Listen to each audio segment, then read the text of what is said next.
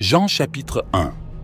Au commencement était la parole, et la parole était avec Dieu, et la parole était Dieu. Elle était au commencement avec Dieu.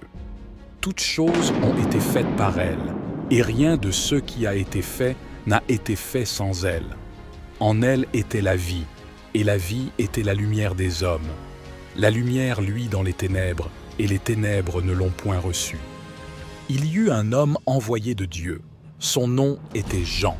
Il vint pour servir de témoin, pour rendre témoignage à la lumière, afin que tous crussent par lui. Il n'était pas la lumière, mais il parut pour rendre témoignage à la lumière. Cette lumière était la véritable lumière qui, en venant dans le monde, éclaire tout homme. Elle était dans le monde, et le monde a été fait par elle, et le monde ne l'a point connue. Elle est venue chez les siens, et les siens ne l'ont point reçue.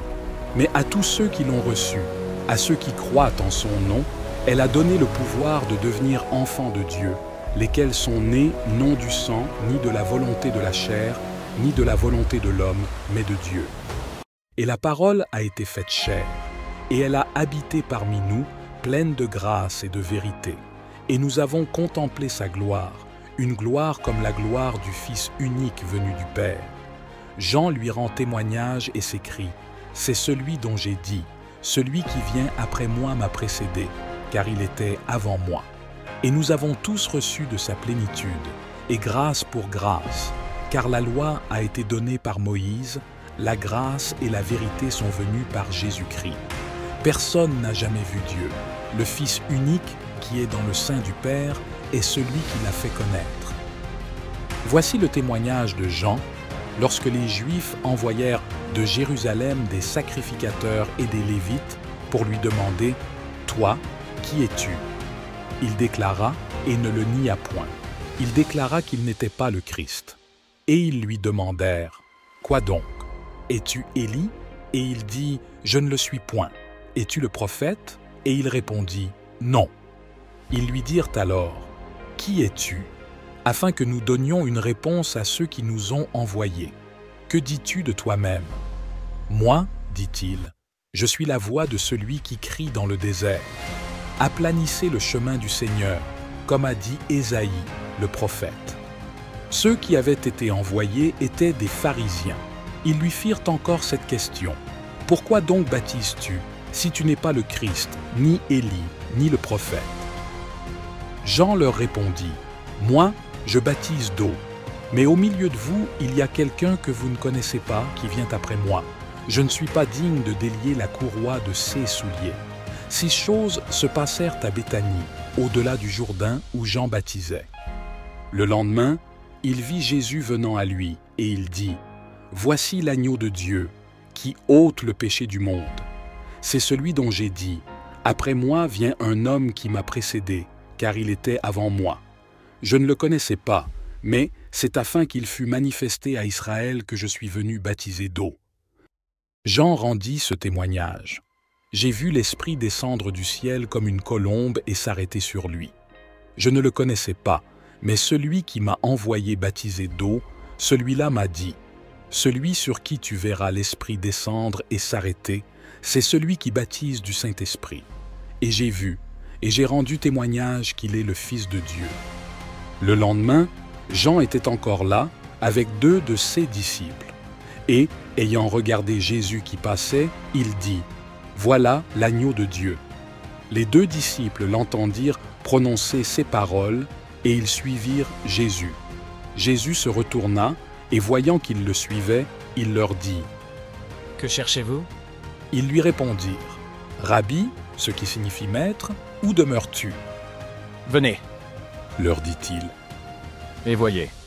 Ils allèrent, et ils virent où il demeurait, et ils restèrent auprès de lui ce jour-là.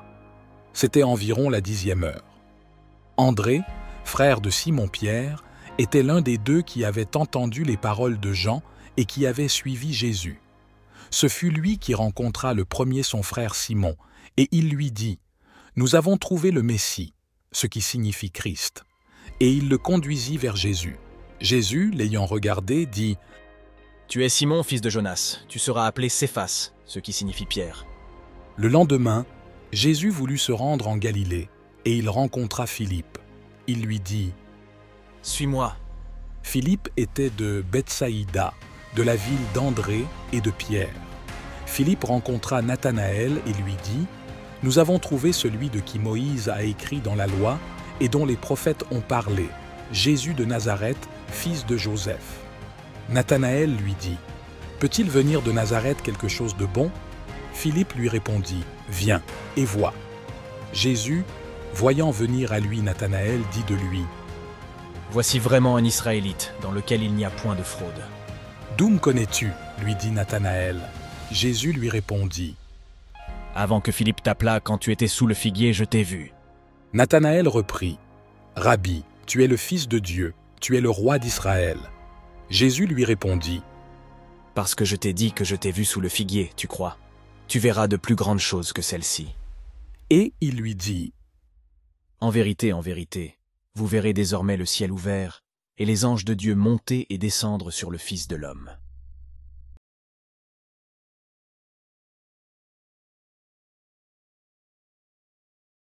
Jean chapitre 2.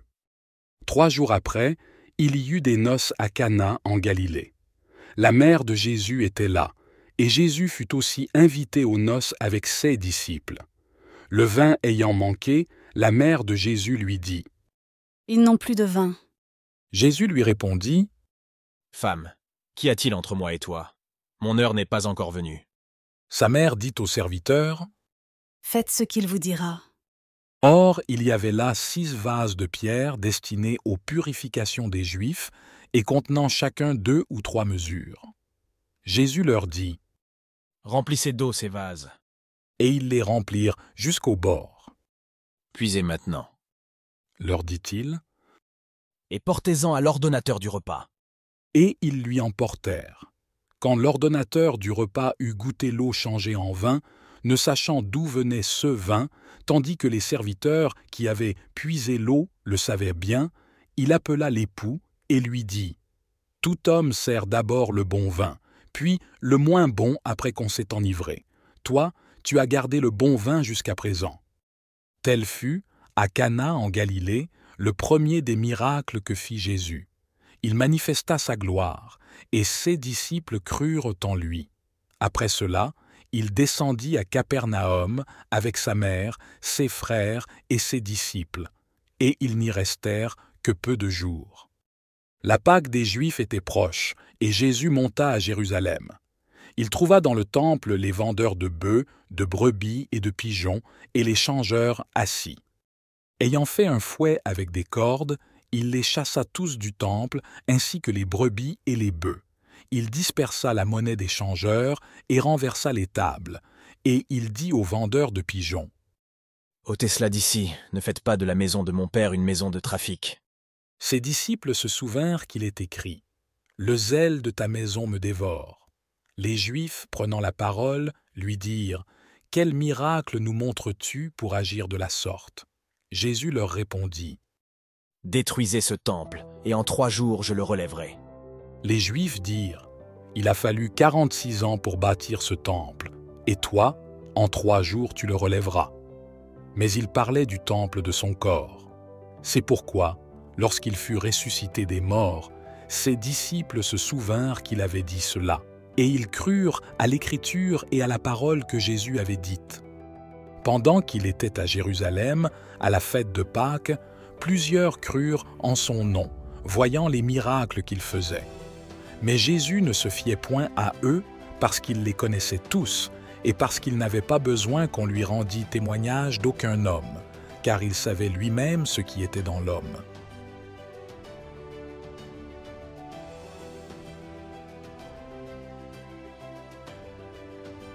Jean, chapitre 3. Il y avait un homme d'entre les pharisiens nommé Nicodème, un chef des Juifs. Il vint, lui, auprès de Jésus, de nuit, et lui dit, « Rabbi, nous savons que tu es un docteur venu de Dieu, car personne ne peut faire ces miracles que tu fais si Dieu n'est avec lui. » Jésus lui répondit, « En vérité, je te le dis, si un homme ne naît de nouveau, il ne peut voir le royaume de Dieu. » Nicodème lui dit, « Comment un homme peut-il naître quand il est vieux? peut-il rentrer dans le sein de sa mère et naître? Jésus répondit, En vérité, je te le dis, si un homme ne naît d'eau et d'esprit, il ne peut entrer dans le royaume de Dieu. Ce qui est né de la chair est chair, et ce qui est né de l'esprit est esprit. Ne t'étonne pas que je t'ai dit, il faut que vous naissiez de nouveau. Le vent souffle où il veut, et tu en entends le bruit, mais tu ne sais d'où il vient, ni où il va. Il en est ainsi de tout homme qui est né de l'esprit. Nicodème lui dit, comment cela peut-il se faire? Jésus lui répondit, Tu es le docteur d'Israël, et tu ne sais pas ces choses. En vérité, je te le dis, nous disons ce que nous savons, et nous rendons témoignage de ce que nous avons vu. Et vous ne recevez pas notre témoignage. Si vous ne croyez pas quand je vous ai parlé des choses terrestres, comment croirez-vous quand je vous parlerai des choses célestes? Personne n'est monté au ciel, si ce n'est celui qui est descendu du ciel, le Fils de l'homme qui est dans le ciel. Et comme Moïse éleva le serpent dans le désert, il faut de même que le Fils de l'homme soit élevé, afin que quiconque croit en lui ait la vie éternelle.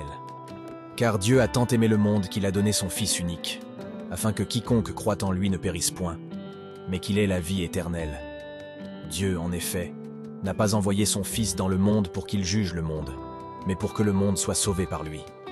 Celui qui croit en lui n'est point jugé, mais celui qui ne croit pas est déjà jugé, parce qu'il n'a pas cru au nom du Fils unique de Dieu.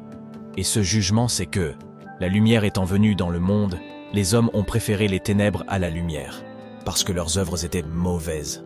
Car quiconque fait le mal est la lumière, et ne vient point à la lumière, de peur que ses œuvres ne soient dévoilées. Mais celui qui agit selon la vérité vient à la lumière, afin que ses œuvres soient manifestées, parce qu'elles sont faites en Dieu. Après cela, Jésus se rendit avec ses disciples dans la terre de Judée, et là, il demeurait avec eux, et il baptisait. Jean aussi baptisait à Hénon, près de Salim, parce qu'il y avait là beaucoup d'eau, et on y venait pour être baptisé, car Jean n'avait pas encore été mis en prison. Or, il s'éleva de la part des disciples de Jean une discussion avec un Juif touchant la purification. Ils vinrent trouver Jean et lui dirent, « Rabbi, celui qui était avec toi au-delà du Jourdain et à qui tu as rendu témoignage, voici, il baptise, et tous vont à lui. » Jean répondit, « Un homme ne peut recevoir que ce qui lui a été donné du ciel. Vous-même m'êtes témoins que j'ai dit, je ne suis pas le Christ, mais j'ai été envoyé devant lui. Celui à qui appartient l'épouse, c'est l'époux. Mais l'ami de l'époux, qui se tient là et qui l'entend, éprouve une grande joie à cause de la voix de l'époux. Aussi cette joie, qui est la mienne, est parfaite. Il faut qu'il croisse et que je diminue. Celui qui vient d'en haut est au-dessus de tous. Celui qui est de la terre est de la terre, et il parle comme étant de la terre. Celui qui vient du ciel est au-dessus de tous. Il rend témoignage de ce qu'il a vu et entendu, et personne ne reçoit son témoignage. Celui qui a reçu son témoignage a certifié que Dieu est vrai, car celui que Dieu a envoyé dit les paroles de Dieu, parce que Dieu ne lui donne pas l'Esprit avec mesure. Le Père aime le Fils, et il a remis toutes choses entre ses mains. Celui qui croit au Fils a la vie éternelle. Celui qui ne croit pas au Fils ne verra point la vie, mais la colère de Dieu demeure sur lui. Jean, chapitre 4. Le Seigneur sut que les pharisiens avaient appris qu'il faisait et baptisait plus de disciples que Jean. Cependant, Jésus ne baptisait pas lui-même, mais c'étaient ses disciples. Alors il quitta la Judée et retourna en Galilée. Comme il fallait qu'il passât par la Samarie, il arriva dans une ville de Samarie nommée Sychar, près du champ que Jacob avait donné à Joseph, son fils. Là se trouvait le puits de Jacob. Jésus, fatigué du voyage, était assis au bord du puits. C'était environ la 6e heure. Une femme de Samarie vint puiser de l'eau. Jésus lui dit, « Donne-moi à boire. » Car ses disciples étaient allés à la ville pour acheter des vivres. La femme samaritaine lui dit, « Comment toi, qui es juif, me demandes-tu à boire, à moi qui suis une femme samaritaine ?» Les Juifs, en effet, n'ont pas de relation avec les Samaritains. Jésus lui répondit, « Si tu connaissais le don de Dieu et qui est celui qui te dit « Donne-moi à boire », tu lui aurais toi-même demandé à boire, et il t'aurait donné de l'eau vive. Seigneur, lui dit la femme. tu n'as rien pour puiser, et le puits est profond. D'où aurais-tu donc cette eau vive? Es-tu plus grand que notre père Jacob, qui nous a donné ce puits, et qui en a bu lui-même ainsi que ses fils et ses troupeaux? Jésus lui répondit. Quiconque boit de cette eau aura encore soif, mais celui qui boira de l'eau que je lui donnerai n'aura jamais soif, et l'eau que je lui donnerai deviendra en lui une source d'eau qui jaillira jusque dans la vie éternelle. La femme lui dit. Seigneur, donne-moi cette eau, afin que je n'aie plus soif, et que je ne vienne plus puiser ici. Va, Lui dit Jésus. appelle ton mari et viens ici. La femme répondit. Je n'ai point de mari. Jésus lui dit. Tu as bien fait de dire « Je n'ai point de mari », car tu as eu 5 maris, et celui que tu as maintenant n'est pas ton mari. En cela tu as dit vrai. Seigneur, Lui dit la femme. je vois que tu es prophète. Nos pères ont adoré sur cette montagne. Et vous, vous dites que le lieu où il faut adorer est à Jérusalem. Femme, Lui dit Jésus. crois-moi, l'heure vient où ce ne sera ni sur cette montagne, ni à Jérusalem que vous adorerez le Père. Vous adorez ceux que vous ne connaissez pas. Nous adorons ceux que nous connaissons, car le salut vient des Juifs. Mais l'heure vient, et elle est déjà venue, où les vrais adorateurs adoreront le Père en esprit et en vérité. Car ce sont là les adorateurs que le Père demande. Dieu est esprit, et il faut que ceux qui l'adorent en esprit et en vérité. La femme lui dit. Je sais que le Messie doit venir, celui qu'on appelle Christ. Quand il sera venu, il nous annoncera toutes choses. Jésus lui dit. Je le suis, moi qui te parle. Là-dessus arrivèrent ses disciples, qui furent étonnés de ce qu'il parlait avec une femme. Cependant aucun ne dit. Que demandes-tu? Ou de quoi parles-tu avec elle? Alors la femme, ayant laissé sa cruche, s'en alla dans la ville et dit aux gens. Venez voir un homme qui m'a dit tout ce que j'ai fait. Ne serait-ce point le Christ? Ils sortirent de la ville, et ils vinrent vers lui. Pendant ce temps, les disciples le pressaient de manger, disant « Rabbi, mange !» Mais il leur dit « J'ai à manger une nourriture que vous ne connaissez pas. » Les disciples se disaient donc les uns aux autres « Quelqu'un lui aurait-il apporté à manger ?» Jésus leur dit « Ma nourriture est de faire la volonté de celui qui m'a envoyé et d'accomplir son œuvre. Ne dites-vous pas qu'il y a encore 4 mois jusqu'à la moisson? Voici, je vous le dis, levez les yeux et regardez les champs qui déjà blanchissent pour la moisson. Celui qui moissonne reçoit un salaire et amasse du fruit pour la vie éternelle, afin que celui qui sème et celui qui moissonne se réjouissent ensemble. Car en ceci ce qu'on dit est vrai. Autre est celui qui sème et autre celui qui moissonne. Je vous ai envoyé moissonner ce que vous n'avez pas travaillé. D'autres ont travaillé, et vous êtes entrés dans leur travail. » Beaucoup de Samaritains de cette ville crurent en Jésus à cause de cette déclaration formelle de la femme. Il m'a dit tout ce que j'ai fait. Aussi, quand les Samaritains vinrent le trouver, ils le prièrent de rester auprès d'eux. Il y resta 2 jours. Un bien plus grand nombre crurent à cause de sa parole, et il disait à la femme, « Ce n'est plus à cause de ce que tu as dit que nous croyons, car nous l'avons entendu nous-mêmes, et nous savons qu'il est vraiment le Sauveur du monde. » Après ces 2 jours, Jésus partit de là pour se rendre en Galilée, car il avait déclaré lui-même qu'un prophète n'est pas honoré dans sa propre patrie. Lorsqu'il arriva en Galilée, il fut bien reçu des Galiléens, qui avaient vu tout ce qu'il avait fait à Jérusalem pendant la fête, car eux aussi étaient allés à la fête. Il retourna donc à Cana, en Galilée, où il avait changé l'eau en vin. Il y avait à Capernaum un officier du roi, dont le fils était malade.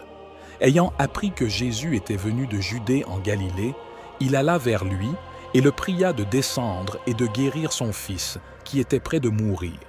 Jésus lui dit, « Si vous ne voyez des miracles et des prodiges, vous ne croyez point. » L'officier du roi lui dit, « Seigneur, descends avant que mon enfant meure. » Jésus lui dit, « Va, ton fils vit. » Et cet homme crut à la parole que Jésus lui avait dite, et il s'en alla. Comme déjà il descendait, ses serviteurs venant à sa rencontre, lui apportèrent cette nouvelle: « Ton enfant vit ». Il leur demanda à quelle heure il s'était trouvé mieux, et ils lui dirent: « Hier, à la 7e heure, la fièvre l'a quitté. » Le père reconnut que c'était à cette heure-là que Jésus lui avait dit: « Ton fils vit ». Et il crut, lui et toute sa maison. Jésus fit encore ce second miracle lorsqu'il fut venu de Judée en Galilée.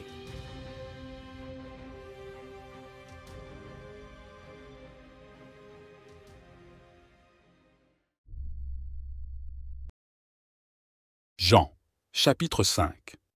Après cela, il y eut une fête des Juifs, et Jésus monta à Jérusalem. Or, à Jérusalem, près de la porte des brebis, il y a une piscine, qui s'appelle en hébreu Bethesda, et qui a 5 portiques. Sous ces portiques étaient couchés en grand nombre des malades, des aveugles, des boiteux, des paralytiques, qui attendaient le mouvement de l'eau. Car un ange descendait de temps en temps dans la piscine et agitait l'eau, et celui qui y descendait le premier, après que l'eau avait été agitée, était guéri, quelle que fût sa maladie. Là se trouvait un homme malade depuis 38 ans. Jésus, l'ayant vu coucher, et sachant qu'il était malade depuis longtemps, lui dit: « Veux-tu être guéri ?» Le malade lui répondit: « Seigneur, je n'ai personne pour me jeter dans la piscine quand l'eau est agitée, et, pendant que j'y vais, un autre descend avant moi. » « Lève-toi » lui dit Jésus. « Prends ton lit et marche. » Aussitôt cet homme fut guéri. Il prit son lit et marcha. C'était un jour de sabbat. Les Juifs dirent donc à celui qui avait été guéri: « C'est le sabbat, il ne t'est pas permis d'emporter ton lit. » Il leur répondit: « Celui qui m'a guéri m'a dit: « Prends ton lit et marche. » Ils lui demandèrent: « Qui est l'homme qui t'a dit: « Prends ton lit et marche » ?» Mais celui qui avait été guéri ne savait pas qui c'était, car Jésus avait disparu dans la foule qui était en ce lieu. Depuis, Jésus le trouva dans le temple et lui dit: « Voici, tu as été guéri, ne pêche plus, de peur qu'il ne t'arrive quelque chose de pire. » Cet homme s'en alla et annonça aux Juifs que c'était Jésus qui l'avait guéri. C'est pourquoi les Juifs poursuivaient Jésus, parce qu'il faisait ces choses le jour du sabbat. Mais Jésus leur répondit: « Mon Père agit jusqu'à présent, moi aussi j'agis. » À cause de cela, les Juifs cherchaient encore plus à le faire mourir, non seulement parce qu'il violait le sabbat, mais parce qu'il appelait Dieu son propre Père, se faisant lui-même égal à Dieu. Jésus reprit donc la parole et leur dit: « en vérité, je vous le dis, le Fils ne peut rien faire de lui-même. Il ne fait que ce qu'il voit faire au Père. Et tout ce que le Père fait, le Fils aussi le fait pareillement. Car le Père aime le Fils, et lui montre tout ce qu'il fait. Et il lui montrera des œuvres plus grandes que celles-ci, afin que vous soyez dans l'étonnement. Car, comme le Père ressuscite les morts et donne la vie, ainsi le Fils donne la vie à qui il veut. Le Père ne juge personne, mais il a remis tout jugement au Fils, afin que tous honorent le Fils comme ils honorent le Père. Celui qui n'honore pas le Fils n'honore pas le Père qui l'a envoyé. En vérité, je vous le dis, celui qui écoute ma parole et qui croit à celui qui m'a envoyé a la vie éternelle et ne vient point en jugement, mais il est passé de la mort à la vie. En vérité, je vous le dis, l'heure vient, et elle est déjà venue, où les morts entendront la voix du Fils de Dieu, et ceux qui l'auront entendu vivront. Car, comme le Père a la vie en lui-même, ainsi il a donné au Fils d'avoir la vie en lui-même. Et il lui a donné le pouvoir de juger, parce qu'il est Fils de l'homme. Ne vous étonnez pas de cela, car l'heure vient où tous ceux qui sont dans les sépulcres entendront sa voix, et en sortiront.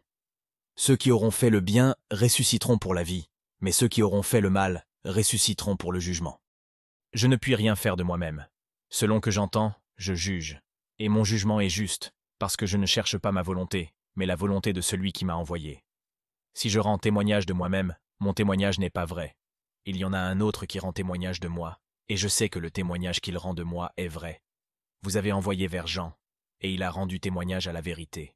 Pour moi, ce n'est pas d'un homme que je reçois le témoignage, mais je dis cela afin que vous soyez sauvés. Jean était la lampe qui brûle et qui luit, et vous avez voulu vous réjouir 1 heure à sa lumière. Moi, j'ai un témoignage plus grand que celui de Jean, car les œuvres que le Père m'a données à accomplir, ces œuvres mêmes que je fais, témoigne de moi que c'est le Père qui m'a envoyé. Et le Père qui m'a envoyé a rendu lui-même témoignage de moi. Vous n'avez jamais entendu sa voix, vous n'avez point vu sa face, et sa parole ne demeure point en vous, parce que vous ne croyez pas à celui qui l'a envoyé. Vous sondez les Écritures, parce que vous pensez avoir en elles la vie éternelle. Ce sont elles qui rendent témoignage de moi, et vous ne voulez pas venir à moi pour avoir la vie. Je ne tire pas ma gloire des hommes, mais je sais que vous n'avez point en vous l'amour de Dieu. Je suis venu au nom de mon Père, et vous ne me recevez pas. Si un autre vient en son propre nom, vous le recevrez. Comment pouvez-vous croire, vous qui recevez la gloire les uns des autres, et qui ne cherchez point la gloire qui vient de Dieu seul? Ne pensez pas que moi je vous accuserai devant le Père. Celui qui vous accuse, c'est Moïse, en qui vous avez mis votre espérance. Car si vous croyez Moïse, vous me croiriez aussi, parce qu'il a écrit de moi. Mais si vous ne croyez pas à ses écrits, comment croirez-vous à mes paroles?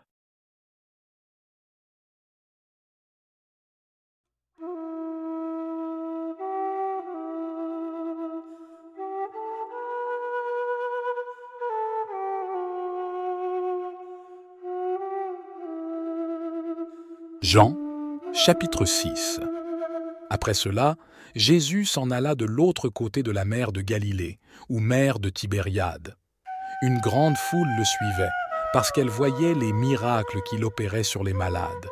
Jésus monta sur la montagne, et là, il s'assit avec ses disciples. Or, la Pâque était proche, la fête des Juifs.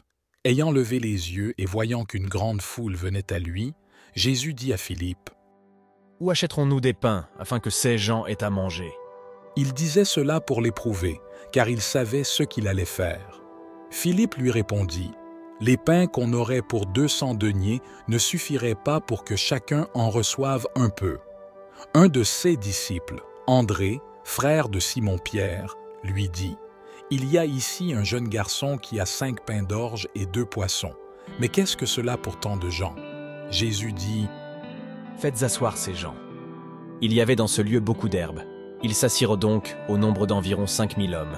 Jésus prit les pains, rendit grâce, et les distribua à ceux qui étaient assis.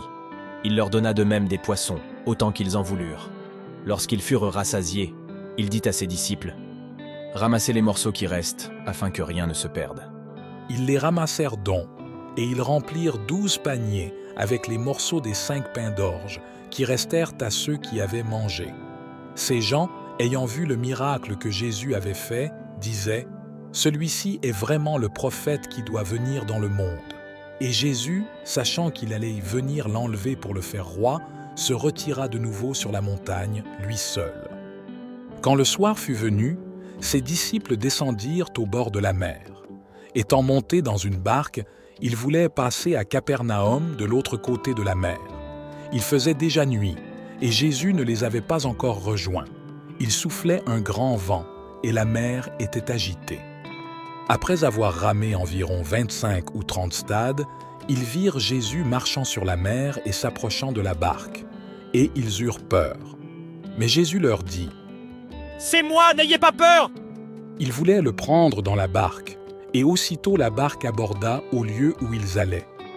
La foule qui était restée de l'autre côté de la mer avait remarqué qu'il ne se trouvait là qu'une seule barque, et que Jésus n'y était pas monté avec ses disciples, mais que ses disciples étaient partis seuls. Le lendemain, comme d'autres barques étaient arrivées de Tibériade, près du lieu où ils avaient mangé le pain après que le Seigneur eut rendu grâce, les gens de la foule, ayant vu que ni Jésus ni ses disciples n'étaient là, montèrent eux-mêmes dans ces barques et allèrent à Capernaum à la recherche de Jésus. Et l'ayant trouvé au-delà de la mer, ils lui dirent: « Rabbi, quand es-tu venu ici ?» Jésus leur répondit: En vérité, je vous le dis, vous me cherchez, non parce que vous avez vu des miracles, mais parce que vous avez mangé des pains et que vous avez été rassasiés. Travaillez, non pour la nourriture qui périt, mais pour celle qui subsiste pour la vie éternelle, et que le Fils de l'homme vous donnera, car c'est lui que le Père, que Dieu a marqué de son sceau. Ils lui dirent: « Que devons-nous faire pour faire les œuvres de Dieu ?» Jésus leur répondit: « L'œuvre de Dieu, c'est que vous croyez en celui qui l'a envoyé. » « Quel miracle fais-tu donc, lui dirent-ils, afin que nous le voyions et que nous croyions en toi? que fais-tu? Nos pères ont mangé la manne dans le désert, selon ce qui est écrit. Il leur donna le pain du ciel à manger. » Jésus leur dit, « En vérité, je vous le dis, Moïse ne vous a pas donné le pain du ciel, mais mon Père vous donne le vrai pain du ciel. Car le pain de Dieu, c'est celui qui descend du ciel et qui donne la vie au monde. » Ils lui dirent, « Seigneur, donne-nous toujours ce pain-là. » Jésus leur dit, « Je suis le pain de vie. Celui qui vient à moi n'aura jamais faim, et celui qui croit en moi n'aura jamais soif. Mais, je vous l'ai dit, vous m'avez vu, et vous ne croyez point. Tous ceux que le Père me donne viendront à moi, et je ne mettrai pas dehors celui qui vient à moi, car je suis descendu du ciel pour faire non ma volonté, mais la volonté de celui qui m'a envoyé. Or, la volonté de celui qui m'a envoyé, c'est que je ne perde aucun de tous ceux qu'il m'a donnés, mais que je les ressuscite au dernier jour. La volonté de mon Père, c'est que quiconque voit le Fils et croit en lui ait la vie éternelle, et je le ressusciterai au dernier jour. » Les Juifs murmuraient à son sujet, parce qu'il avait dit « Je suis le pain qui est descendu du ciel. » Et ils disaient « N'est-ce pas Jésus, le fils de Joseph, celui dont nous connaissons le Père et la Mère? Comment donc dit-il « Je suis descendu du ciel » Jésus leur répondit « Ne murmurez pas entre vous. Nul ne peut venir à moi si le Père qui m'a envoyé ne l'attire, et je le ressusciterai au dernier jour. Il est écrit dans les prophètes, ils seront tous enseignés de Dieu. Ainsi, quiconque a entendu le Père et a reçu son enseignement vient à moi. C'est que nul n'a vu le Père, sinon celui qui vient de Dieu. Celui-là a vu le Père. En vérité, je vous le dis, celui qui croit en moi a la vie éternelle. Je suis le pain de vie. Vos pères ont mangé la manne dans le désert, et ils sont morts. C'est ici le pain qui descend du ciel, afin que celui qui en mange ne meure point. Je suis le pain vivant qui est descendu du ciel. Si quelqu'un mange de ce pain, il vivra éternellement. Et le pain que je donnerai, c'est ma chair, que je donnerai pour la vie du monde. » Là-dessus, les Juifs disputaient entre eux, disant « Comment peut-il nous donner sa chair à manger ?» Jésus leur dit « En vérité, je vous le dis, si vous ne mangez la chair du Fils de l'homme et si vous ne buvez son sang, vous n'avez point la vie en vous-même. Celui qui mange ma chair et qui boit mon sang a la vie éternelle, et je le ressusciterai au dernier jour. Car ma chair est vraiment une nourriture, et mon sang est vraiment un breuvage. Celui qui mange ma chair et qui boit mon sang demeure en moi, et je demeure en lui. Comme le Père qui est vivant m'a envoyé, et que je vis par le Père, ainsi celui qui me mange vivra par moi. C'est ici le pain qui est descendu du ciel. Il n'est pas comme la manne que vos pères ont mangée, et ils sont morts. Celui qui mange, ce pain vivra éternellement. » Jésus dit ces choses dans la synagogue enseignant à Capernaum. Plusieurs de ses disciples, après l'avoir entendu, dirent « Cette parole est dure, qui peut l'écouter ?» Jésus, sachant en lui-même que ses disciples murmuraient à ce sujet, leur dit « Cela vous scandalise-t-il? Et si vous voyez le Fils de l'homme monter où il était auparavant? C'est l'Esprit qui vivifie. La chair ne sert de rien. Les paroles que je vous ai dites sont esprit et vie. Mais il en est parmi vous quelques-uns qui ne croient point. » Car Jésus savait dès le commencement qui étaient ceux qui ne croyèrent point, et qui était celui qui le livrerait. Et il ajouta, « C'est pourquoi je vous ai dit que nul ne peut venir à moi, si cela ne lui a été donné par le Père. » Dès ce moment, plusieurs de ses disciples se retirèrent, et ils n'allaient plus avec lui. Jésus donc dit aux 12, « Et vous, ne voulez-vous pas aussi vous en aller ?» Simon-Pierre lui répondit, « Seigneur, à qui irions-nous? Tu as les paroles de la vie éternelle, et nous avons cru et nous avons connu que tu es le Christ, le Saint de Dieu. » Jésus leur répondit, « N'est-ce pas moi qui vous ai choisis, vous les 12, et l'un de vous est un démon ?» Il parlait de Judas, fils de Simon Iscario, car c'était lui qui devait le livrer, lui, l'un des 12.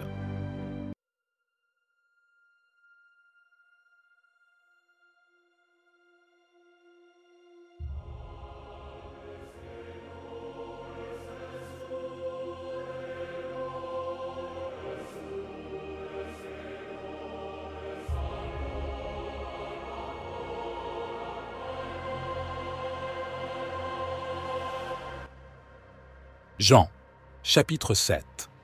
Après cela, Jésus parcourait la Galilée. Il ne voulait pas se rendre en Judée, parce que les Juifs cherchaient à le faire mourir. Or, la fête des Juifs, appelée la fête des tabernacles, était proche. 6 frères lui dirent donc, « Sors d'ici et va en Judée, afin que tes disciples voient les œuvres que tu fais. Car nul ne fait quelque chose en cachette, s'il cherche à être connu. Si tu fais ces choses, montre-toi au monde. » Car même ses frères ne croyaient pas en lui. Jésus leur dit, « Mon temps n'est pas encore venu, mais votre temps est toujours prêt. Le monde ne peut pas vous haïr, mais moi, il me haït, parce que je rends témoignage à son égard, que ses œuvres sont mauvaises. Montez vous-mêmes à la fête. Moi, je ne monte pas à cette fête, parce que mon temps n'est pas encore accompli. » Après leur avoir dit cela, il demeura en Galilée. Lorsque ses frères furent montés à la fête, il monta aussi, non publiquement, mais comme en cachette. Les Juifs le cherchaient à la fête et disaient « Où est cet homme ?» Et dans la foule, il se disait beaucoup de choses à son sujet. Certains disaient « C'est un homme de bien », d'autres disaient « Non, il séduit le peuple ». Cependant, personne ne parlait de lui ouvertement, par crainte des Juifs. À mi-fête, Jésus monta au temple et enseigna. Et les Juifs s'étonnaient en disant « Comment cet homme sait-il les lettres sans avoir étudié ?» Jésus leur répondit « Ma doctrine n'est pas de moi, mais de celui qui m'a envoyé. Si quelqu'un veut faire sa volonté, il saura si ma doctrine est de Dieu ou si je parle de mon propre chef. Celui qui parle de son propre chef cherche sa propre gloire. Mais celui qui cherche la gloire de celui qui l'a envoyé, celui-là est vrai, et il n'y a point en lui d'injustice. Moïse ne vous a-t-il pas donné la loi? Et personne d'entre vous ne pratique la loi. Pourquoi cherchez-vous à me faire mourir? » La foule répondit « Tu es possédé par un démon, qui cherche à te faire mourir. » Jésus leur dit « J'ai fait une œuvre, et vous vous en étonnez tous. Moïse vous a donné la circoncision, non qu'elle vienne de Moïse, mais des pères. Et vous circoncisez un homme le jour du sabbat. Si un homme reçoit la circoncision le jour du sabbat, afin que la loi de Moïse ne soit pas violée, vous êtes en colère contre moi, parce que j'ai guéri un homme tout entier le jour du sabbat. Ne jugez pas selon les apparences, mais jugez selon la justice. » Quelques-uns des habitants de Jérusalem disaient « N'est-ce pas celui qu'ils cherchent à faire mourir? Et voici, il parle en public et ils ne lui disent rien. Les chefs, en effet, auraient-ils reconnu qu'il est le Christ? Mais nous savons d'où il est, et le Christ, lorsque viendra, personne ne saura d'où il est. » Jésus, enseignant dans le temple, s'écria « Vous me connaissez, et vous savez d'où je suis, et je ne suis pas venu de moi-même. Mais celui qui m'a envoyé est vrai, et vous ne le connaissez pas. Moi je le connais, car je viens de lui, et c'est lui qui m'a envoyé. » Il cherchait donc à l'arrêter, mais personne ne mit la main sur lui, parce que son heure n'était pas encore venue. Mais dans la foule, plusieurs croyaient en lui et disaient « Quand le Christ viendra-t-il, fera-t-il plus de miracles que ceux-ci » Les pharisiens entendirent la foule murmurer de lui de cette manière, et les principaux sacrificateurs et les pharisiens envoyèrent des gardes pour l'arrêter. Jésus dit « Je suis encore un peu de temps avec vous, et je m'en vais vers celui qui m'a envoyé. Vous me chercherez, et vous ne me trouverez pas, et là où je suis, vous ne pouvez venir. » Les Juifs dirent entre eux « Où ira-t-il pour que nous ne le trouvions pas? Ira-t-il parmi les Grecs et enseignera-t-il les Grecs? Que signifie cette parole qu'il a dite? Vous me chercherez et vous ne me trouverez pas. Et là où je suis, vous ne pouvez venir. » Le dernier jour, le grand jour de la fête, Jésus, se tenant là, s'écria « Si quelqu'un a soif, qu'il vienne à moi et qu'il boive. Celui qui croit en moi, des fleuves d'eau vive couleront de son sein, comme dit l'Écriture. » Il dit cela de l'Esprit que devaient recevoir ceux qui croiraient en lui, car l'Esprit n'était pas encore, parce que Jésus n'avait pas encore été glorifié. Quelques-uns de la foule, après avoir entendu ces paroles, disaient « Celui-ci est véritablement le prophète ». D'autres disaient « C'est le Christ ». Et d'autres disaient « Le Christ viendra-t-il de la Galilée ? N'est-il pas écrit que le Christ viendra de la postérité de David et de la ville de Bethléem, où était David ?» Ainsi, il y eut une division parmi le peuple à son sujet. Quelques-uns d'entre eux voulaient l'arrêter, mais personne ne mit la main sur lui. Les gardes revinrent vers les principaux sacrificateurs et les pharisiens, qui leur dirent « Pourquoi ne l'avez-vous pas amené ?» Les gardes répondirent « Jamais homme n'a parlé comme parle cet homme. » Les pharisiens leur répondirent « Vous aussi, vous avez été séduits. Y a-t-il quelqu'un des chefs ou des pharisiens qui ait cru en lui? Mais cette foule, qui ne connaît pas la loi, est maudite. » Nicodème, qui était venu vers Jésus, étant lui-même l'un des leurs, leur dit « Notre loi permet-elle de juger un homme avant de l'entendre et de savoir ce qu'il a fait ?» Ils lui répondirent « Es-tu aussi galiléen? Consulte les Écritures et vois que de la Galilée il ne surgit point de prophète. » Et chacun s'en retourna chez soi.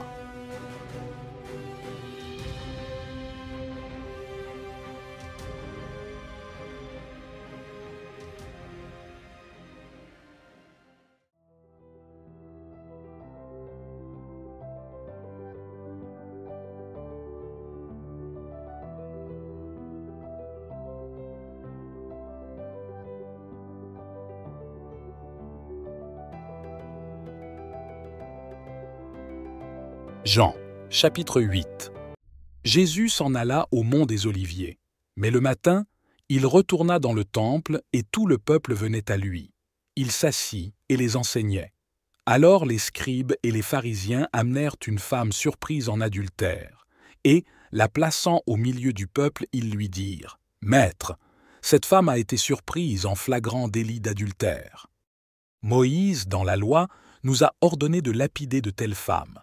Toi donc, que dis-tu » Il disait cela pour l'éprouver, afin de pouvoir l'accuser. Mais Jésus, s'étant baissé, écrivait avec son doigt sur la terre. Comme il persistait à l'interroger, il se releva et leur dit « Que celui de vous qui est sans péché jette le premier la pierre contre elle. » Et il se baissa de nouveau et écrivait sur la terre. Quand ils entendirent cela, ils s'en allèrent un à un, en commençant par les plus âgés. Et Jésus resta seul avec la femme qui était là au milieu. Alors, Jésus, s'étant relevé et ne voyant plus que la femme, lui dit « Femme, où sont ceux qui t'accusaient? Personne ne t'a condamné ?» Elle répondit « Personne, Seigneur. » Et Jésus lui dit « Je ne te condamne pas non plus. Va et ne pêche plus. » Jésus parla de nouveau aux disciples et leur dit « Je suis la lumière du monde. Celui qui me suit ne marchera point dans les ténèbres, mais il aura la lumière de la vie. » Les pharisiens lui dirent « Tu rends témoignage de toi-même, ton témoignage n'est pas vrai. » Jésus leur répondit « Même si je rends témoignage de moi-même, mon témoignage est vrai, car je sais d'où je viens et où je vais. Mais vous, vous ne savez d'où je viens ni où je vais. Vous jugez selon la chair. Moi, je ne juge personne. Et si je juge, mon jugement est vrai, car je ne suis pas seul, mais moi et le Père qui m'a envoyé. Dans votre loi, il est écrit que le témoignage de deux hommes est vrai. Je rends témoignage de moi-même, et mon Père qui m'a envoyé rend aussi témoignage de moi. » Ils lui dirent « Où est ton Père ?»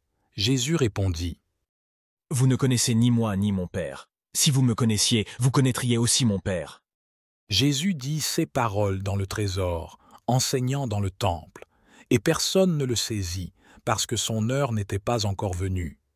Puis il leur dit encore « Je m'en vais, et vous me chercherez, et vous mourrez dans votre péché. Vous ne pouvez venir où je vais. » Les Juifs disaient « Est-il donc vrai qu'il va se tuer, puisqu'il dit « Vous ne pouvez venir où je vais ?» Et il leur dit « Vous êtes d'en bas, moi je suis d'en haut. Vous êtes de ce monde, moi je ne suis pas de ce monde. C'est pourquoi je vous dis que vous mourrez dans vos péchés. Car si vous ne croyez pas que je suis, vous mourrez dans vos péchés. » Ils lui dirent « Qui es-tu » Jésus leur répondit « C'est ce que je vous dis depuis le commencement. J'ai encore beaucoup de choses à dire de vous et à juger. Mais celui qui m'a envoyé est vrai, et je dis au monde ce que j'ai entendu de lui. » Ils ne comprirent pas qu'il leur parlait du Père. Jésus leur dit « Quand vous aurez élevé le Fils de l'homme, alors vous saurez que je suis, et que je ne fais rien de moi-même, mais que je parle comme le Père m'a enseigné. Et celui qui m'a envoyé est avec moi. Il ne m'a pas laissé seul, parce que je fais toujours ce qui lui plaît. » En disant cela, plusieurs crurent en lui. Alors Jésus dit aux Juifs qui avaient cru en lui Si vous demeurez dans ma parole, vous êtes vraiment mes disciples.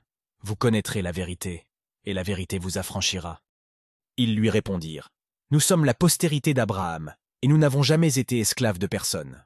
Comment peux-tu dire, vous deviendrez libres ?» Jésus leur répondit, « en vérité, je vous le dis, quiconque commet le péché est esclave du péché.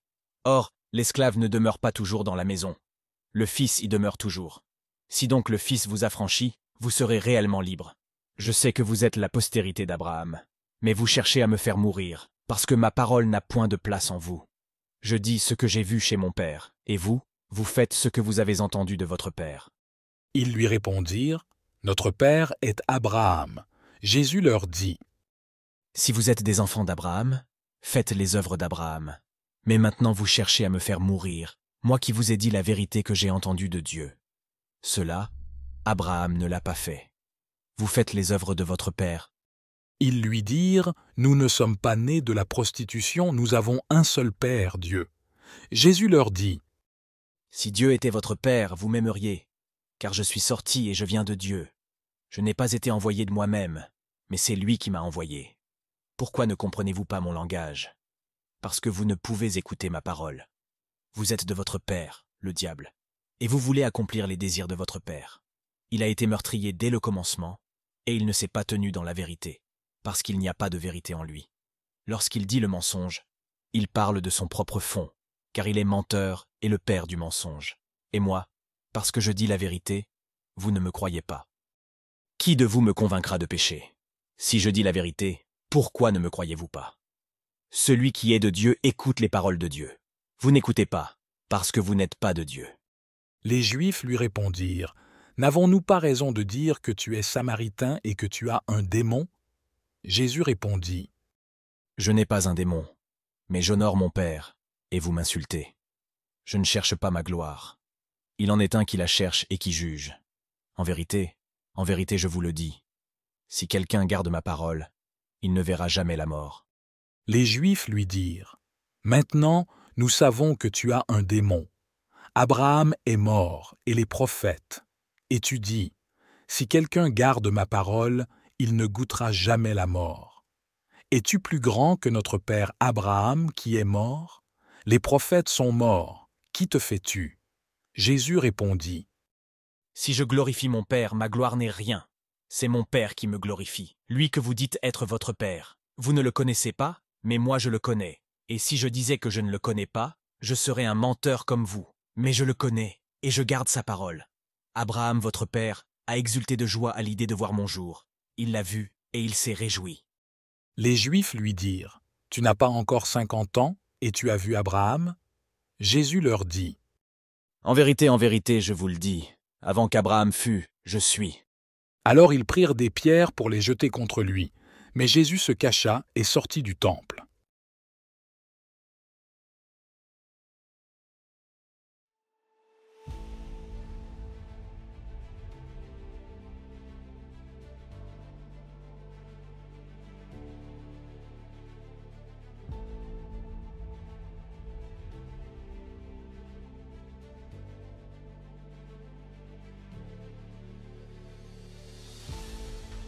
Jean, chapitre 9. En passant, Jésus vit un homme aveugle de naissance. Ses disciples lui firent cette question. « Rabbi, qui a péché, cet homme ou ses parents, pour qu'il soit né aveugle ?» Jésus répondit, « Ni lui, ni ses parents n'ont péché, mais c'est afin que les œuvres de Dieu soient manifestées en lui. Il faut que je fasse les œuvres de celui qui m'a envoyé tant que le jour dure. La nuit vient, lorsque personne ne peut travailler. Pendant que je suis dans le monde, je suis la lumière du monde. » Après avoir dit cela, il cracha à terre, fit de la boue avec sa salive, et en appliqua la boue sur les yeux de l'aveugle. Puis il lui dit, « Va, lave-toi au réservoir de Siloé. » ce qui signifie « envoyé ». Il y alla, se lava et revint voyant. Ses voisins et ceux qui l'avaient vu auparavant comme mendiant disaient, « N'est-ce pas là celui qui se tenait et demandait l'aumône ?» Les uns disaient, « C'est lui ». D'autres disaient, « Non, mais il lui ressemble. » Lui disaient, « C'est moi. » Ils lui dirent donc, « Comment tes yeux ont-ils été ouverts ?» Il répondit, « L'homme qu'on appelle Jésus a fait de la boue, a appliqué la boue sur mes yeux et m'a dit « Va au réservoir de Siloé et lave-toi. » J'y suis allé, je me suis lavé et j'ai reçu la vue. Ils lui dirent « Où est cet homme ?» Il répondit « Je ne sais pas. » Ils amenèrent vers les pharisiens celui qui avait été aveugle. C'était un jour de sabbat que Jésus avait fait de la boue et qu'il avait ouvert les yeux. Les pharisiens lui demandèrent encore comment il avait reçu la vue. Il leur dit « Il m'a mis de la boue sur les yeux, je me suis lavé et je vois. » Certains des pharisiens dirent « Cet homme n'est pas de Dieu, puisqu'il n'observe pas le sabbat. » D'autres disaient « Comment un homme pécheur peut-il faire de tels miracles ?» Et il y eut division parmi eux. Ils dirent donc à l'aveugle « Toi, que dis-tu de lui, puisque c'est lui qui t'a ouvert les yeux ?» Il répondit « C'est un prophète. » Les Juifs ne crurent pas qu'il avait été aveugle et qu'il avait reçu la vue, jusqu'à ceux qu'ils aient fait appeler ses parents. Ils interrogèrent les parents de celui qui avait reçu la vue et leur dirent « Cet homme est-il bien votre fils, que vous dites être né aveugle? Comment donc voit-il maintenant ?» Ses parents répondirent « Nous savons que c'est notre fils et qu'il est né aveugle, mais nous ne savons pas comment il voit maintenant et qui lui a ouvert les yeux. Nous ne le savons pas. Interrogez-le, il est majeur, il parlera de lui-même. » Ses parents dirent cela parce qu'ils avaient peur des Juifs. En effet, les Juifs étaient convenus que si quelqu'un reconnaissait Jésus pour le Christ, il serait exclu de la synagogue. C'est pourquoi ses parents dirent « Il est majeur, interrogez-le. » Les pharisiens appelèrent une seconde fois l'homme qui avait été aveugle et lui dirent « Rends gloire à Dieu. Nous savons que cet homme est un pécheur. » Il répondit « Si c'est un pécheur, je ne sais. Une chose sais-je, c'est que j'étais aveugle et que maintenant je vois. » Ils lui dirent encore « Que t'a-t-il fait? Comment t'a-t-il ouvert les yeux ?» Il leur répondit « Je vous l'ai déjà dit, et vous n'avez pas écouté. Pourquoi voulez-vous l'entendre encore? Voulez-vous aussi devenir ses disciples? » Ils l'injurièrent et dirent « Toi, tu es son disciple, mais nous sommes disciples de Moïse. Nous savons que Dieu a parlé à Moïse, mais quant à cet homme, nous ne savons d'où il est. » L'homme répondit « Cela est étonnant. Vous ne savez pas d'où il est, et il m'a ouvert les yeux. Nous savons que Dieu n'exauce pas les pécheurs. Mais si quelqu'un honore Dieu et fait sa volonté, il l'exauce. Jamais on n'a entendu dire que quelqu'un ait ouvert les yeux d'un aveugle né. Si cet homme n'était pas de Dieu, il ne pourrait rien faire. » Ils lui répondirent « Tu es né tout entier dans le péché, et tu nous enseignes ?» Et ils le chassèrent. Jésus apprit qu'ils l'avaient chassé, et, l'ayant trouvé, il lui dit « Crois-tu au Fils de Dieu ?» Il répondit « Qui est-il, Seigneur, afin que je croie en lui ?» Jésus lui dit « Tu l'as vu, c'est lui qui parle avec toi. » Et il dit « Je crois, Seigneur. » Et il se prosterna devant lui. Jésus dit « C'est pour un jugement que je suis venu dans ce monde, afin que ceux qui ne voient pas voient, et que ceux qui voient deviennent aveugles. » Quelques pharisiens qui étaient avec lui, en entendant ces paroles, lui dirent « Nous aussi, sommes-nous aveugles ?» Jésus leur répondit « Si vous étiez aveugles, vous n'auriez point de péché. Mais maintenant vous dites, nous voyons, votre péché demeure. »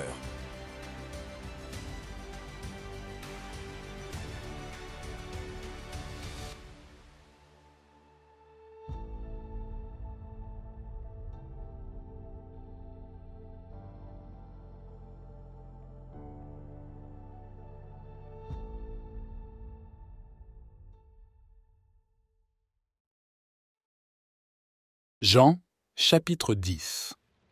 En vérité, je vous le dis, celui qui n'entre pas par la porte dans le fol des brebis, mais qui y monte par ailleurs, est un voleur et un brigand. Mais celui qui entre par la porte est le berger des brebis. Le portier lui ouvre, et les brebis entendent sa voix, et il appelle ses propres brebis par leur nom et les fait sortir. Quand il a fait sortir toutes ses brebis, il marche devant elles, et les brebis le suivent, parce qu'elles connaissent sa voix. Elles ne suivront point un étranger, mais elles s'enfuiront loin de lui, parce qu'elles ne connaissent pas la voix des étrangers. Jésus leur fit cette parabole. Mais ils ne comprirent pas de quoi il leur parlait. Jésus leur dit donc à nouveau, « En vérité, je vous le dis, je suis la porte des brebis. Tous ceux qui sont venus avant moi sont des voleurs et des brigands. Mais les brebis ne les ont pas écoutés. Je suis la porte. Si quelqu'un entre par moi, il sera sauvé. Il entrera et sortira et trouvera des pâturages. Le voleur ne vient que pour dérober, égorger et détruire. Moi, je suis venu afin que les brebis aient la vie et qu'elle l'ait en abondance. Je suis le bon berger. Le bon berger donne sa vie pour ses brebis. Mais le mercenaire qui n'est pas berger et à qui n'appartiennent pas les brebis, voit venir le loup, abandonne les brebis et s'enfuit. Et le loup les ravit et les disperse. Il s'enfuit, parce qu'il est mercenaire et qu'il ne se soucie pas des brebis. Je suis le bon berger. Je connais mes brebis, et mes brebis me connaissent, comme le Père me connaît, et que je connais le Père, et je donne ma vie pour mes brebis. J'ai encore d'autres brebis qui ne sont pas de cette bergerie. Il faut que je les amène aussi, et elles entendront ma voix, et il y aura un seul troupeau et un seul berger. C'est pour cela que le Père m'aime, parce que je donne ma vie, afin de la reprendre. Personne ne me l'ôte, mais je la donne de moi-même. J'ai le pouvoir de la donner, et j'ai le pouvoir de la reprendre. J'ai reçu ce commandement de mon Père. » Il y eut de nouveau une division parmi les Juifs à cause de ces paroles. Plusieurs d'entre eux disaient « Il a un démon et il est fou. Pourquoi l'écoutez-vous » D'autres disaient « Ce ne sont point les paroles d'un démoniaque. Un démon peut-il ouvrir les yeux des aveugles ?» La fête de la dédicace avait lieu à Jérusalem. C'était l'hiver. Jésus se promenait dans le temple sous le portique de Salomon. Alors les Juifs l'entourèrent et lui dirent « Jusqu'à quand tiendras-tu notre âme en suspens? Si tu es le Christ, dis-le-nous franchement. » Jésus leur répondit « Je vous l'ai dit et vous ne croyez pas. Les œuvres que je fais au nom de mon Père, celles-là rendent témoignage de moi. Mais vous ne croyez pas parce que vous n'êtes pas de mes brebis. Mes brebis entendent ma voix et je les connais et elles me suivent. Je leur donne la vie éternelle et elles ne périront jamais et personne ne les ravira de ma main. Mon Père qui me les a donnés est plus grand que tous et personne ne peut les ravir de la main de mon Père. Moi et le Père nous sommes un. » Les Juifs prirent de nouveau des pierres pour le lapider. Jésus leur dit « Je vous ai fait voir plusieurs bonnes œuvres venant de mon Père. Pour laquelle de ces œuvres me lapidez-vous » Les Juifs lui répondirent « Ce n'est pas pour une bonne œuvre que nous te lapidons, mais pour un blasphème, et parce que, étant un homme, tu te fais Dieu. » Jésus leur répondit « N'est-il pas écrit dans votre loi ? J'ai dit, vous êtes des dieux ? Si elle a appelé Dieu ceux à qui la parole de Dieu a été adressée, et l'écriture ne peut être anéantie, à celui que le Père a sanctifié et envoyé dans le monde, vous dites, tu blasphèmes, parce que j'ai dit, je suis le Fils de Dieu. Si je ne fais pas les œuvres de mon Père, ne me croyez pas, mais si je les fais, même si vous ne me croyez pas, croyez aux œuvres, afin que vous sachiez et reconnaissiez que le Père est en moi, et moi en lui. » Ils cherchèrent encore à l'arrêter, mais il s'éloigna de leurs mains, et il s'en alla au-delà du Jourdain, au lieu où Jean avait d'abord baptisé, et il demeura là. Beaucoup de gens vinrent à lui et dirent « Jean n'a fait aucun miracle, mais tout, ce que Jean a dit de cet homme était vrai, et là beaucoup crurent en lui. »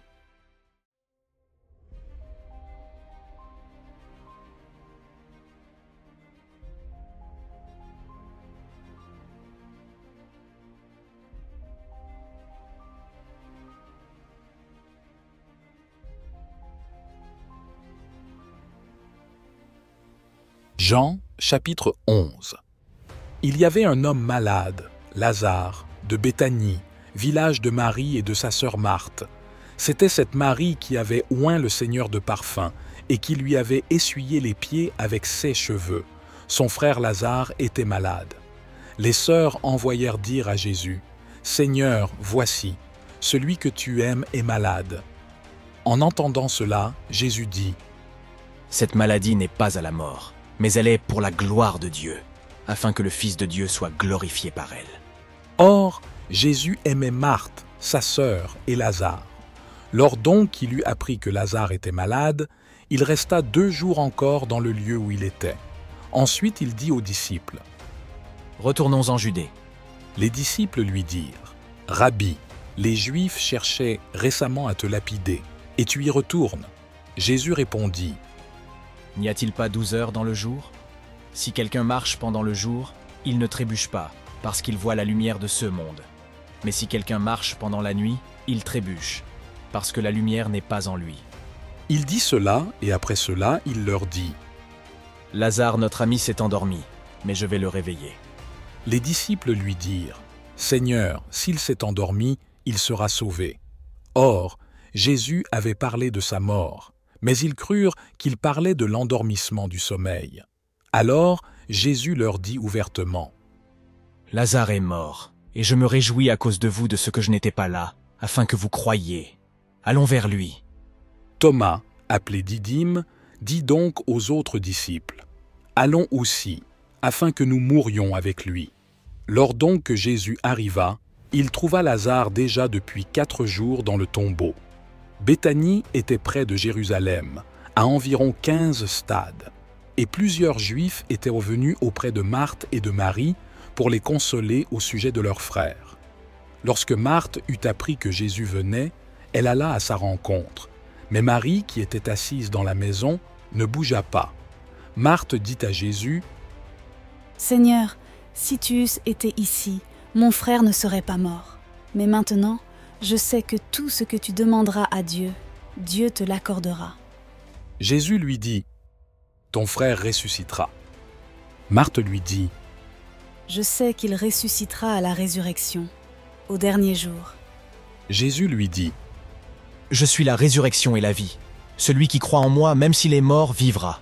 Et quiconque vit et croit en moi ne mourra jamais. Crois-tu cela? » Elle lui dit, « Oui, Seigneur, je crois que tu es le Christ, le Fils de Dieu, qui devait venir dans le monde. » Après avoir dit cela, elle alla appeler Marie, sa sœur, et lui dit en secret, « Le Maître est ici, et il te demande. » Elle, ayant entendu cela, se leva promptement et alla vers lui. Jésus n'était pas encore entré dans le village, mais il était dans le lieu où Marthe l'avait rencontré. Les Juifs qui étaient avec elle dans la maison et qui la consolaient, voyant Marie se lever rapidement et sortir, la suivirent, pensant qu'elle allait au sépulcre pour y pleurer. Lorsque Marie fut arrivée là où était Jésus, elle le vit et tomba à ses pieds, en lui disant, « Seigneur, si tu eusses été ici, mon frère ne serait pas mort. » Jésus, en la voyant pleurer, et voyant aussi les Juifs qui étaient venus avec elle, fut ému dans son esprit et troublé. Il dit, « Où l'avez-vous mis ?» Ils lui répondirent, « Seigneur, viens et vois. » Jésus pleura. Les Juifs dirent alors, « Voyez comme il l'aimait. » Mais quelques-uns d'entre eux dirent, « N'était-il pas celui qui a ouvert les yeux de l'aveugle? N'aurait-il pas pu faire aussi que Lazare ne meure pas? » Jésus donc, étant de nouveau ému en lui-même, se rendit au sépulcre. C'était une grotte, et une pierre était placée sur elle. Jésus dit, « Ôtez la pierre. » Marthe, la sœur de celui qui était mort, lui dit, « Seigneur, il sent déjà, car il est mort depuis 4 jours. » Jésus lui dit, « Ne t'ai-je pas dit que si tu crois, tu verras la gloire de Dieu ?» Ils ôtèrent donc la pierre. Jésus leva les yeux et dit, « Père, je te rends grâce de ce que tu m'as exaucé. Je savais que tu m'exauces toujours, mais je dis cela à cause de la foule qui m'entoure, afin qu'ils croient que c'est toi qui m'as envoyé. » Après avoir dit cela, il cria d'une voix forte, « Lazare, sors !» Et celui qui était mort sortit, les pieds et les mains liés de bandes, et le visage enveloppé d'un suaire. Jésus leur dit, « Déliez-le et laissez-le aller. » Alors plusieurs des Juifs qui étaient venus auprès de Marie et qui avaient vu ce que Jésus avait fait, crurent en lui. Mais quelques-uns d'entre eux s'en allèrent vers les pharisiens et leur déclarèrent ce que Jésus avait fait. Alors, les principaux sacrificateurs et les pharisiens convoquèrent le Sanhédrin et dirent « Que faisons-nous? Car cet homme fait beaucoup de miracles. Si nous le laissons faire ainsi, tous croiront en lui, et les Romains viendront et détruiront notre lieu saint et notre nation. » Mais un d'eux, Caïphe, qui était souverain sacrificateur cette année-là, leur dit « Vous n'y entendez rien, Et vous ne pensez pas qu'il est avantageux pour vous qu'un homme meure pour le peuple et que toute la nation ne périsse pas. Il ne dit pas cela de lui-même, mais étant souverain sacrificateur cette année-là, il prophétisa que Jésus devait mourir pour la nation, et non seulement pour la nation, mais aussi pour rassembler en un seul les enfants de Dieu qui étaient dispersés. Depuis ce jour-là, ils prirent donc conseil pour le faire mourir.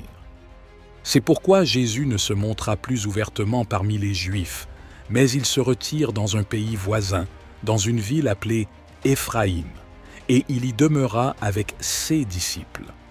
La Pâque des Juifs était proche, et plusieurs de ceux qui étaient montés à Jérusalem avant la Pâque cherchaient Jésus, se disaient entre eux dans le temple. « Que vous en semble? Pensez-vous qu'il ne viendra pas à la fête ?»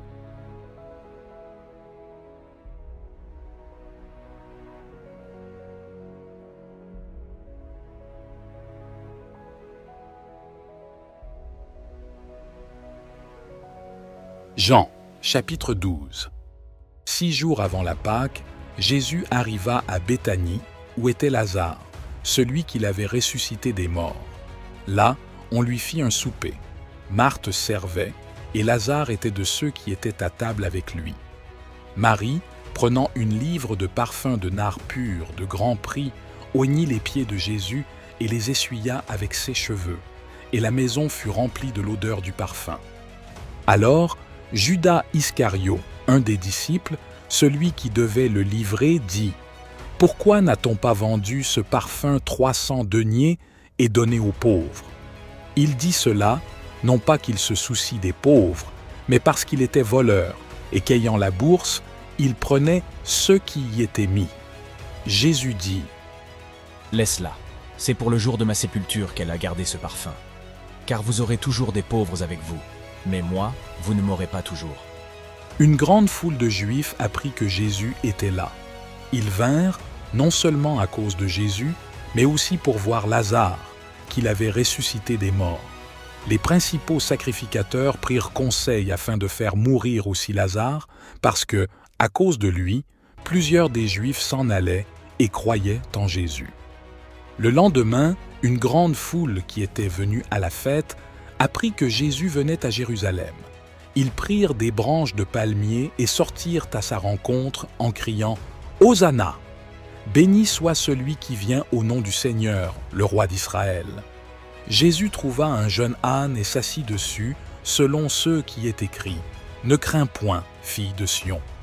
Voici, ton roi vient, assis sur le petit d'une ânesse. » Ses disciples ne comprirent pas d'abord ces choses, mais lorsque Jésus fut glorifié, alors ils se souvinrent que ces choses étaient écrites de lui et qu'on lui avait fait cela. La foule qui était avec lui, lorsqu'il appela Lazare du sépulcre et le ressuscita des morts, rendit témoignage. C'est aussi pour cela que la foule vint à sa rencontre, parce qu'elle avait appris qu'il avait fait ce miracle. Les pharisiens dirent donc entre eux, « Vous voyez que vous ne réussissez en rien. Voici, le monde va après lui. » Il y avait des Grecs parmi ceux qui étaient montés pour adorer à la fête. Ils s'approchèrent de Philippe, qui était de Bethsaïda de Galilée, et lui demandèrent, disant « Seigneur, nous voudrions voir Jésus. » Philippe va et le dit à André. Puis André et Philippe dirent à Jésus. Jésus leur répondit, disant « L'heure est venue que le Fils de l'homme soit glorifié. En vérité, je vous le dis, si le grain de blé tombé en terre ne meurt, il reste seul. Mais s'il meurt, il porte beaucoup de fruits. Celui qui aime sa vie la perd, et celui qui déteste sa vie en ce monde la préservera pour la vie éternelle. Si quelqu'un me sert, qu'il me suive. Et là où je suis, là aussi sera mon serviteur. Si quelqu'un me sert, mon Père l'honorera. Mon âme est troublée, et que dirais-je? Père, délivre-moi de cette heure. Mais c'est pour cela que je suis venu à cette heure. Père, glorifie ton nom. » Alors vint une voix du ciel. « Je l'ai glorifié, et je le glorifierai de nouveau. » La foule qui était là et qui avait entendu disait que c'était un tonnerre. D'autres disaient « Un ange lui a parlé. » Jésus répondit et dit « Cette voix n'est pas venue pour moi, mais pour vous. Maintenant a lieu le jugement de ce monde. Maintenant le prince de ce monde sera chassé dehors. Et moi, quand j'aurai été élevé de la terre, j'attirerai tous les hommes à moi. » Il disait cela pour indiquer de quelle mort il devait mourir. La foule lui répondit, « Nous avons appris par la loi que le Christ demeure éternellement. Et comment dis-tu, il faut que le Fils de l'homme soit élevé? Qui est ce Fils de l'homme? » Jésus leur dit, « La lumière est encore avec vous un peu de temps. Marchez pendant que vous avez la lumière, afin que les ténèbres ne vous surprennent pas. Et celui qui marche dans les ténèbres ne sait où il va.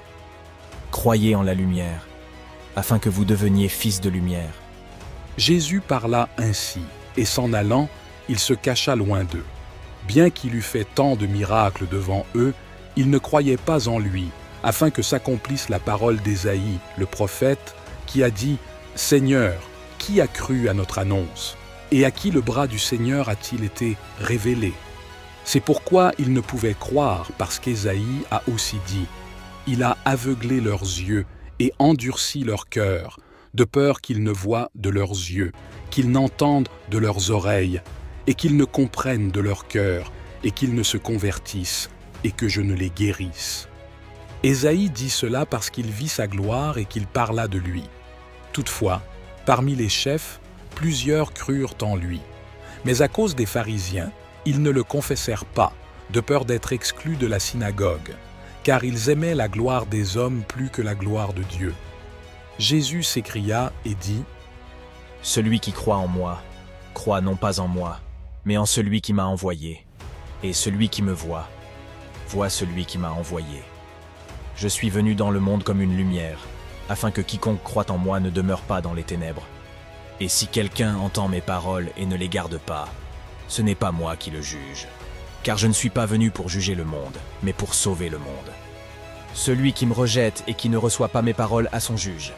La parole que j'ai annoncée, celle-là le jugera au dernier jour, car je n'ai pas parlé de moi-même, mais le Père, qui m'a envoyé, m'a donné un commandement sur ce que je dois dire et annoncer. Et je sais que son commandement est la vie éternelle. Ce que je dis donc, je le dis comme le Père me l'a dit.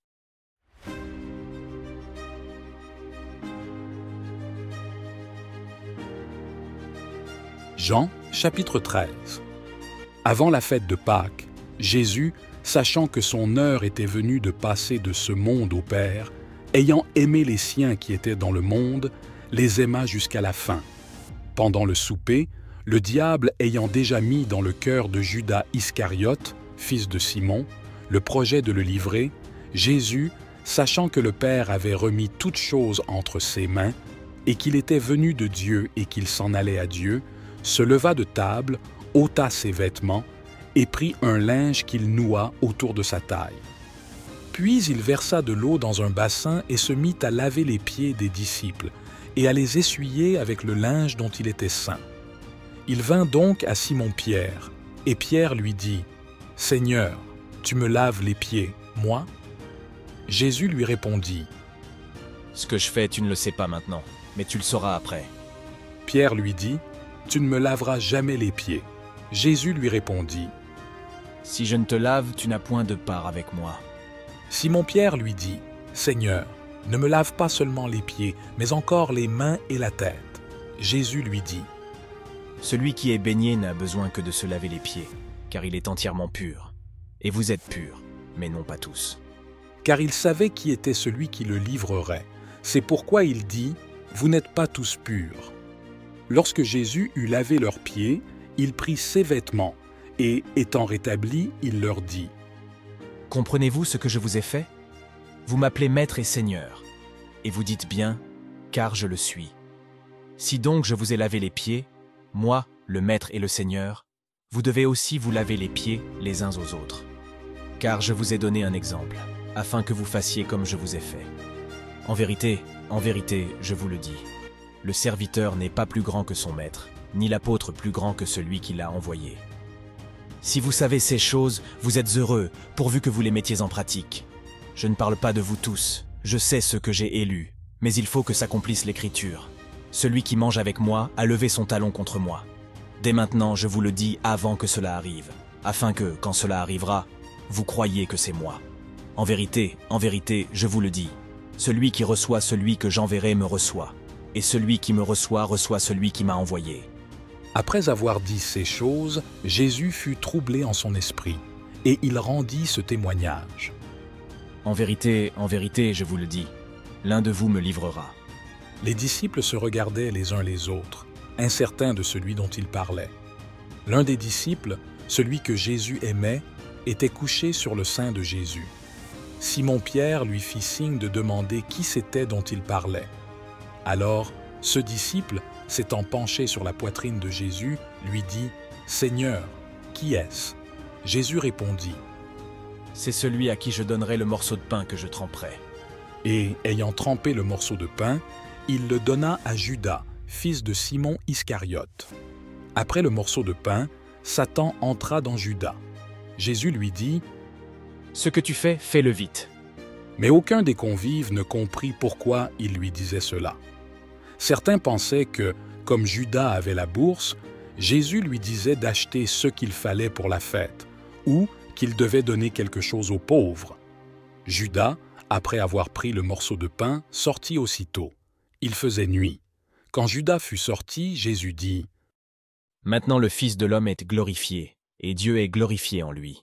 Si Dieu est glorifié en lui, Dieu aussi le glorifiera en lui-même, et il le glorifiera bientôt. Mes enfants, je suis encore avec vous pour un peu de temps. Vous me chercherez, et comme j'ai dit aux Juifs, vous ne pouvez venir où je vais, je vous le dis aussi à vous maintenant. Je vous donne un commandement nouveau. Aimez-vous les uns les autres. Comme je vous ai aimés, vous aussi, aimez-vous les uns les autres. À ceux-ci, tous connaîtront que vous êtes mes disciples, si vous avez de l'amour les uns pour les autres. » Simon-Pierre lui dit « Seigneur, où vas-tu » Jésus lui répondit « Où je vais, tu ne peux pas me suivre maintenant, mais tu me suivras plus tard. » Pierre lui dit « Seigneur, pourquoi ne puis-je pas te suivre maintenant? Je donnerai ma vie pour toi. » Jésus lui répondit « Tu donneras ta vie pour moi?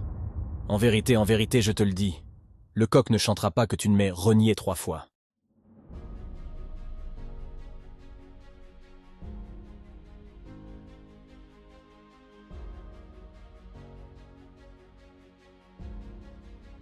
Jean chapitre 14. Que votre cœur ne se trouble point. Croyez en Dieu et croyez en moi. Dans la maison de mon Père, il y a plusieurs demeures. Si cela n'était pas, je vous l'aurais dit. Je vais vous préparer une place. Et quand je serai allé et que je vous aurai préparé une place, je reviendrai et je vous prendrai avec moi, afin que là où je suis, vous y soyez aussi. Vous savez où je vais, et vous en savez le chemin.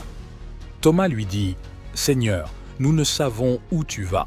Comment pouvons-nous en savoir le chemin ?» Jésus lui dit « Je suis le chemin, la vérité et la vie. Nul ne vient au Père que par moi. Si vous me connaissiez, vous connaîtriez aussi mon Père. Et dès maintenant, vous le connaissez et vous l'avez vu. » Philippe lui dit « Seigneur, montre-nous le Père, et cela nous suffit. » Jésus lui dit « Il y a si longtemps que je suis avec vous, et tu ne m'as pas connu, Philippe? Celui qui m'a vu a vu le Père. Comment peux-tu dire « Montre-nous le Père » ? Ne crois-tu pas que je suis dans le Père et que le Père est en moi? Les paroles que je vous dis, je ne les dis pas de moi-même. Mais le Père qui demeure en moi fait ses œuvres. Croyez-moi, je suis dans le Père et le Père est en moi. Croyez du moins à cause de ses œuvres. En vérité, je vous le dis, celui qui croit en moi fera aussi les œuvres que je fais, et il en fera de plus grandes, parce que je m'en vais au Père. Et tout ce que vous demanderez en mon nom, je le ferai, afin que le Père soit glorifié dans le Fils. Si vous demandez quelque chose en mon nom, je le ferai. Si vous m'aimez, gardez mes commandements. Et moi, je prierai le Père, et il vous donnera un autre consolateur, afin qu'il demeure éternellement avec vous. C'est l'Esprit de vérité que le monde ne peut recevoir, parce qu'il ne le voit ni ne le connaît. Mais vous, vous le connaissez, car il demeure avec vous, et il sera en vous. Je ne vous laisserai pas orphelin, je viendrai à vous. Encore un peu de temps, et le monde ne me verra plus. Mais vous, vous me verrez, parce que je vis, et vous vivrez aussi. En ce jour-là, vous connaîtrez que je suis dans mon Père, et vous en moi, et moi en vous. Celui qui a mes commandements et qui les garde, c'est celui-là qui m'aime, et celui qui m'aime sera aimé de mon Père, et moi aussi je l'aimerai, et je me ferai connaître à lui. » Judas, non pas l'Iscariote, lui dit « Seigneur, comment se fait-il que tu vas te faire connaître à nous et non pas au monde ?» Jésus lui répondit Si quelqu'un m'aime, il gardera ma parole, et mon Père l'aimera, et nous viendrons à lui, et nous ferons notre demeure chez lui. Celui qui ne m'aime pas ne garde pas mes paroles. Et la parole que vous entendez n'est pas ma parole, mais celle du Père qui m'a envoyé. Je vous ai dit ces choses pendant que je suis encore avec vous. Mais le Consolateur, l'Esprit Saint, que le Père enverra en mon nom, lui vous enseignera toutes choses et vous rappellera tout ce que je vous ai dit. Je vous laisse la paix, je vous donne ma paix. Je ne vous donne pas comme le monde donne. Que votre cœur ne se trouble point et ne s'effraie point. Vous avez entendu que je vous ai dit, je m'en vais et je reviendrai à vous. Si vous m'aimiez, vous vous réjouiriez de ce que je dis. Je m'en vais au Père, car le Père est plus grand que moi. Je vous ai dit ces choses avant qu'elles arrivent, afin que lorsqu'elles arriveront, vous croyiez. Je n'aurai plus beaucoup à parler avec vous, car le prince du monde vient. Il n'a rien en moi, mais il faut que le monde sache que j'aime le Père, et que j'agis selon le commandement que le Père m'a donné. Levez-vous, partons d'ici.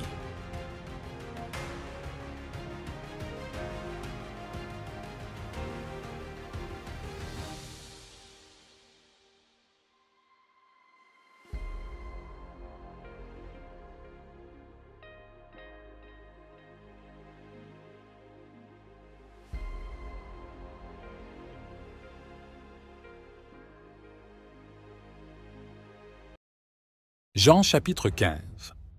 Je suis le vrai cep, et mon Père est le vigneron. Tout sarment qui est en moi et qui ne porte pas de fruit, il l'enlève. Et tout sarment qui porte du fruit, il l'émonde, afin qu'il porte encore plus de fruits. Vous êtes déjà purs, à cause de la parole que je vous ai annoncée. Demeurez en moi, et je demeurerai en vous. Comme le sarment ne peut porter de fruit de lui-même, s'il ne demeure pas dans le cep, ainsi vous ne le pouvez non plus, si vous ne demeurez pas en moi. Je suis le cep, vous êtes les sarments. Celui qui demeure en moi et en qui je demeure porte beaucoup de fruits, car sans moi, vous ne pouvez rien faire. Si quelqu'un ne demeure pas en moi, il est jeté dehors comme le sarment et il sèche. Puis on ramasse les sarments et on les jette au feu et ils brûlent. Si vous demeurez en moi et que mes paroles demeurent en vous, vous demanderez ce que vous voudrez et cela vous sera accordé.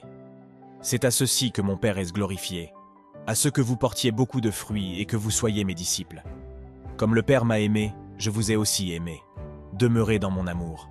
Si vous gardez mes commandements, vous demeurerez dans mon amour, comme j'ai gardé les commandements de mon Père et que je demeure dans son amour. Je vous ai dit ces choses, afin que ma joie soit en vous et que votre joie soit complète.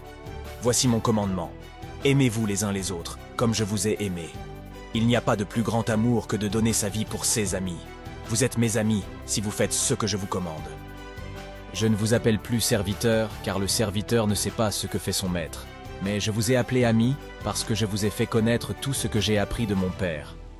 Ce n'est pas vous qui m'avez choisi, c'est moi qui vous ai choisi et qui vous ai établi, afin que vous alliez et que vous portiez du fruit, et que votre fruit demeure, afin que tout ce que vous demanderez au Père en mon nom, il vous le donne. Cela vous commande-t-il, aimez-vous les uns les autres. Si le monde vous haït, sachez qu'il m'a haï avant vous. Si vous étiez du monde, le monde aimerait ce qui lui appartient. Mais parce que vous n'êtes pas du monde, au contraire, je vous ai choisi hors du monde. À cause de cela, le monde vous haït. Souvenez-vous de la parole que je vous ai dite. Le serviteur n'est pas plus grand que son maître. S'ils m'ont persécuté, ils vous persécuteront aussi. S'ils ont gardé ma parole, ils garderont aussi la vôtre. Mais ils vous feront toutes ces choses à cause de mon nom, parce qu'ils ne connaissent pas celui qui m'a envoyé. Si je n'étais pas venu et que je ne leur eusse pas parlé, ils n'auraient pas de péché. Mais maintenant, ils n'ont aucune excuse pour leur péché. Celui qui me haït, haït aussi mon Père. Si je n'avais pas fait parmi eux des œuvres que nul autre n'a faites, ils n'auraient pas de péché. Mais maintenant ils ont vu et haï à la fois moi et mon Père. Mais cela est arrivé afin que s'accomplisse la parole écrite dans leur loi. Ils m'ont haï sans cause. Quand le Consolateur sera venu, que je vous enverrai de la part du Père, l'Esprit de vérité, qui procède du Père, il rendra témoignage de moi. Et vous aussi, vous rendrez témoignage, parce que vous êtes avec moi depuis le commencement.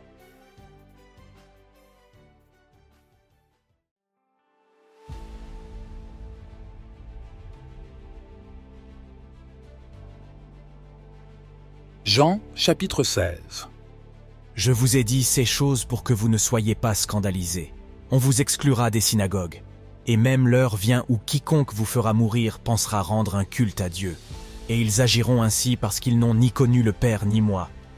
Mais je vous ai dit ces choses, afin que, lorsqu'elles arriveront, vous vous souveniez que je vous les ai dites. Je ne vous ai pas dit cela dès le commencement, parce que j'étais avec vous. Mais maintenant je m'en vais vers celui qui m'a envoyé, et aucun de vous ne me demande « Où vas-tu » Mais parce que je vous ai dit ces choses, la tristesse a rempli votre cœur. Toutefois, je vous dis la vérité. Il est avantageux pour vous que je m'en aille. Car si je ne m'en vais pas, le Consolateur ne viendra pas vers vous. Mais si je m'en vais, je vous l'enverrai. Et quand il sera venu, il convaincra le monde en ce qui concerne le péché, la justice et le jugement. En ce qui concerne le péché, parce qu'il ne croit pas en moi. En ce qui concerne la justice, parce que je m'en vais au Père, et que vous ne me verrez plus. En ce qui concerne le jugement, parce que le prince de ce monde est jugé. J'ai encore beaucoup de choses à vous dire, mais vous ne pouvez pas les porter maintenant. Quand le Consolateur sera venu, l'Esprit de vérité, il vous conduira dans toute la vérité, car il ne parlera pas de lui-même, mais il dira tout ce qu'il aura entendu, et il vous annoncera les choses à venir. Il me glorifiera, parce qu'il prendra de ce qui est à moi, et vous l'annoncera. Tout ce que possède le Père est à moi. C'est pourquoi j'ai dit que l'Esprit prendra de ce qui est à moi, et vous l'annoncera.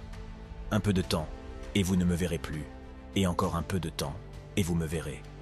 Alors quelques-uns de ses disciples dirent entre eux, « Qu'est-ce qu'il veut dire en disant « Un peu de temps, et vous ne me verrez plus, et encore un peu de temps, et vous me verrez » Et « Je m'en vais au Père » Il disait donc, « Qu'est-ce qu'il veut dire par « un peu de temps » Nous ne savons ce qu'il dit. » Jésus, connaissant qu'ils voulaient l'interroger, leur dit, « Vous vous demandez les uns aux autres ce que j'ai voulu dire par « un peu de temps » et vous ne me verrez plus, et encore un peu de temps, et vous me verrez.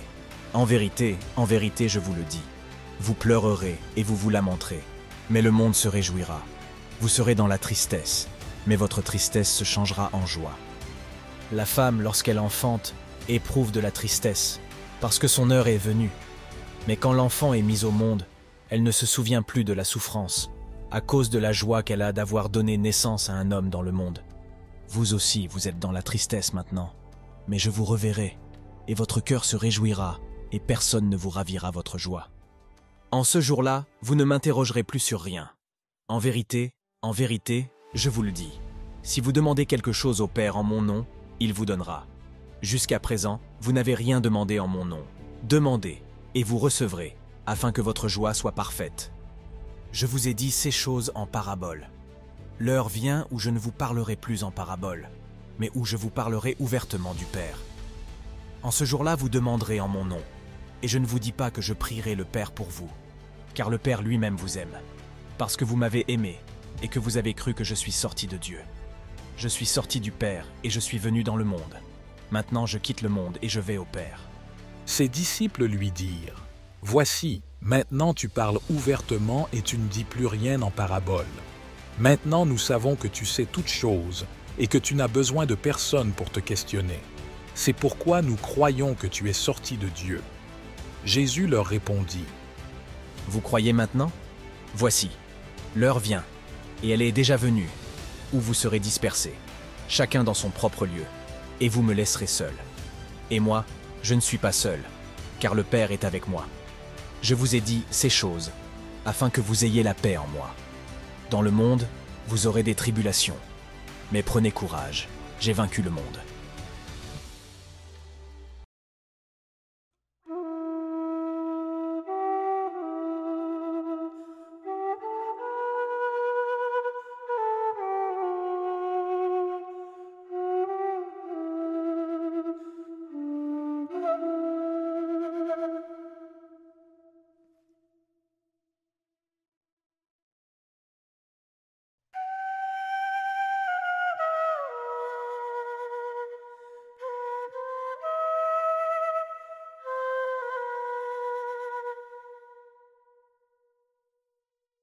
Jean, chapitre 17. Après avoir ainsi parlé, Jésus leva les yeux au ciel et dit, « Père, l'heure est venue, glorifie ton Fils, afin que ton Fils te glorifie, selon le pouvoir que tu lui as donné sur toute chair, afin qu'il donne la vie éternelle à tous ceux que tu lui as donnés. Or, la vie éternelle, c'est qu'ils te connaissent, toi, le seul vrai Dieu, et celui que tu as envoyé, Jésus-Christ. Je t'ai glorifié sur la terre, j'ai achevé l'œuvre que tu m'as donnée à faire. Et maintenant, Père, glorifie-moi auprès de toi-même de la gloire que j'avais auprès de toi avant que le monde fût. J'ai manifesté ton nom aux hommes que tu m'as donnés du milieu du monde. Ils étaient à toi, tu me les as donnés, et ils ont gardé ta parole. Maintenant ils savent que tout ce que tu m'as donné vient de toi. Car je leur ai donné les paroles que tu m'as données, et ils les ont reçues. Et ils ont vraiment connu que je suis sorti de toi, et ils ont cru que tu m'as envoyé. Je prie pour eux. Je ne prie pas pour le monde, mais pour ceux que tu m'as donnés, car ils sont à toi. Tout ce qui est à moi est à toi, et tout ce qui est à toi est à moi, et je suis glorifié en eux. Je ne suis plus dans le monde, mais ils sont dans le monde, et moi, je vais vers toi. Père Saint, garde en ton nom ceux que tu m'as donnés, afin qu'ils soient un, comme nous. Quand j'étais avec eux, je les gardais en ton nom. J'ai gardé ceux que tu m'as donnés. Je n'en ai perdu aucun, si ce n'est le fils de perdition, afin que l'écriture fût accomplie. Mais maintenant je vais vers toi, et je dis ces choses dans le monde, afin qu'ils aient en eux ma joie parfaite. Je leur ai donné ta parole, et le monde les a haïs, parce qu'ils ne sont pas du monde, comme moi, je ne suis pas du monde. Je ne te prie pas de les ôter du monde, mais de les préserver du mal. Ils ne sont pas du monde, comme moi, je ne suis pas du monde. Sanctifie-les par ta vérité, ta parole est la vérité. Comme tu m'as envoyé dans le monde, je les ai aussi envoyés dans le monde, et je me sanctifie moi-même pour eux, afin qu'eux aussi soient sanctifiés par la vérité. Je ne prie pas seulement pour eux, mais encore pour ceux qui croiront en moi par leur parole, afin que tous soient un comme toi, Père. Tu es en moi, et moi en toi, afin qu'eux aussi soient un en nous, pour que le monde croie que tu m'as envoyé. Je leur ai donné la gloire que tu m'as donnée, afin qu'ils soient un, comme nous sommes un, moi en eux et toi en moi, afin qu'ils soient parfaitement un, et que le monde connaisse que tu m'as envoyé, et que tu les as aimés comme tu m'as aimé. Père, je veux que ceux que tu m'as donnés soient avec moi où je suis, afin qu'ils voient ma gloire, celle que tu m'as donnée, parce que tu m'as aimé avant la fondation du monde. Juste Père, le monde ne t'a pas connu, mais moi je t'ai connu, et ceux-ci ont connu que tu m'as envoyé. Je leur ai fait connaître ton nom, et je le ferai connaître encore, afin que l'amour dont tu m'as aimé soit en eux, et moi en eux.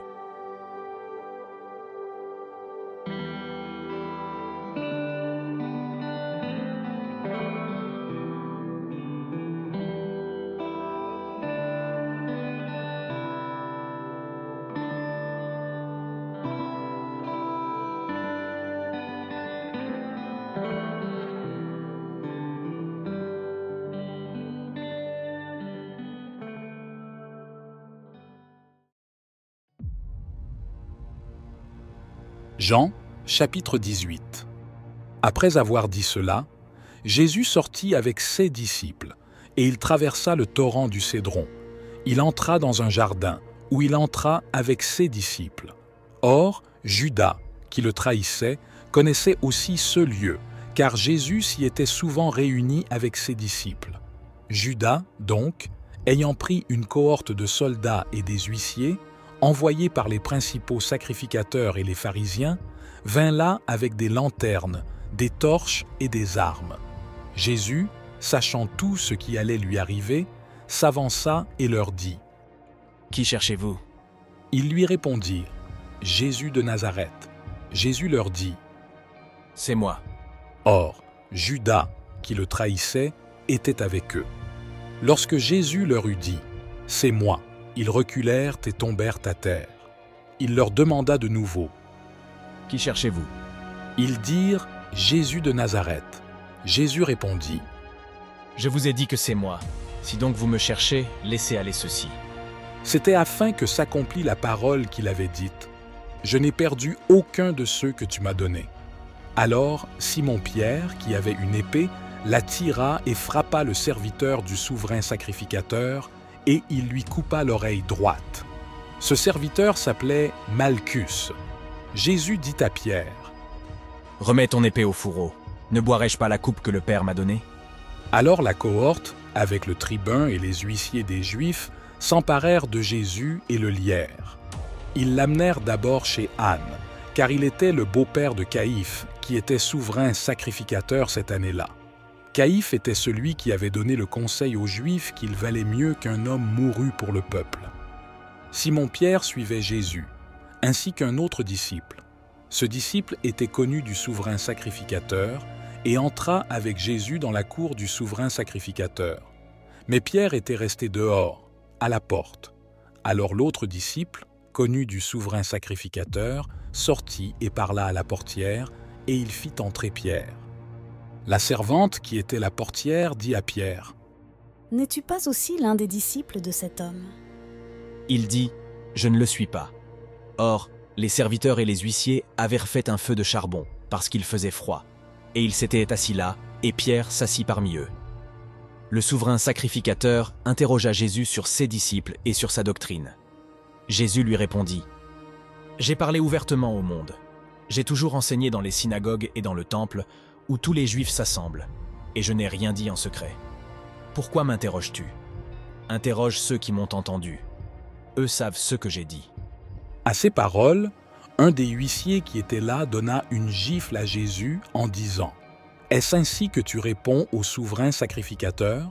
Jésus lui répondit : « Si j'ai mal parlé, dis-moi en quoi. Mais si j'ai bien parlé, pourquoi me frappes-tu » Anne l'envoya lié au souverain sacrificateur Caïphe. Et Simon-Pierre était là, debout et se chauffant. On lui dit : « N'es-tu pas aussi l'un de ses disciples ?» Il le nia et dit : « Je ne le suis pas. » Un des serviteurs du souverain sacrificateur, parent de celui à qui Pierre avait coupé l'oreille, lui dit : « Ne t'ai-je pas vu dans le jardin avec lui ?» Pierre le nia encore, et aussitôt le coq chanta. Alors ils conduisirent Jésus de chez Caïphe au prétoire. C'était le matin. Ils ne pénétrèrent pas dans le prétoire, afin de ne pas se souiller et de pouvoir manger la Pâque. Pilate sortit vers eux et dit : « Quelle accusation portez-vous contre cet homme ?» Ils lui répondirent : « Si ce n'était pas un malfaiteur, nous ne te l'aurions pas livré. » Pilate leur dit : « Prenez-le vous-même et jugez-le selon votre loi. » Les Juifs lui dirent : « Il ne nous est pas permis de mettre personne à mort. » C'était afin que s'accomplît la parole que Jésus avait dite, en signifiant de quelle mort il allait mourir. Pilate rentra dans le prétoire et appela Jésus et lui dit : « Es-tu le roi des Juifs ?» Jésus répondit : « Dis-tu cela de toi-même, ou d'autres te l'ont-ils dit de moi ?» Pilate répondit : « Suis-je juif, moi ? Ta nation et les principaux sacrificateurs t'ont livré à moi. Qu'as-tu fait ?» Jésus répondit : « Mon royaume n'est pas de ce monde. Si mon royaume était de ce monde, mes serviteurs auraient combattu pour que je ne fusse pas livré aux Juifs. Mais maintenant mon royaume n'est pas d'ici. » Pilate lui dit : « Tu es donc roi ?» Jésus répondit : « Tu le dis, je suis roi. Je suis né et je suis venu dans le monde pour rendre témoignage à la vérité. Quiconque est de la vérité écoute ma voix. » Pilate lui dit : « Qu'est-ce que la vérité ?»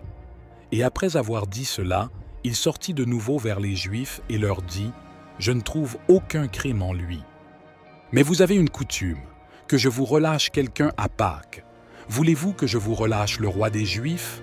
Alors ils s'écrièrent tous : « Non pas lui, mais Barabbas. » Or, Barabbas était un brigand.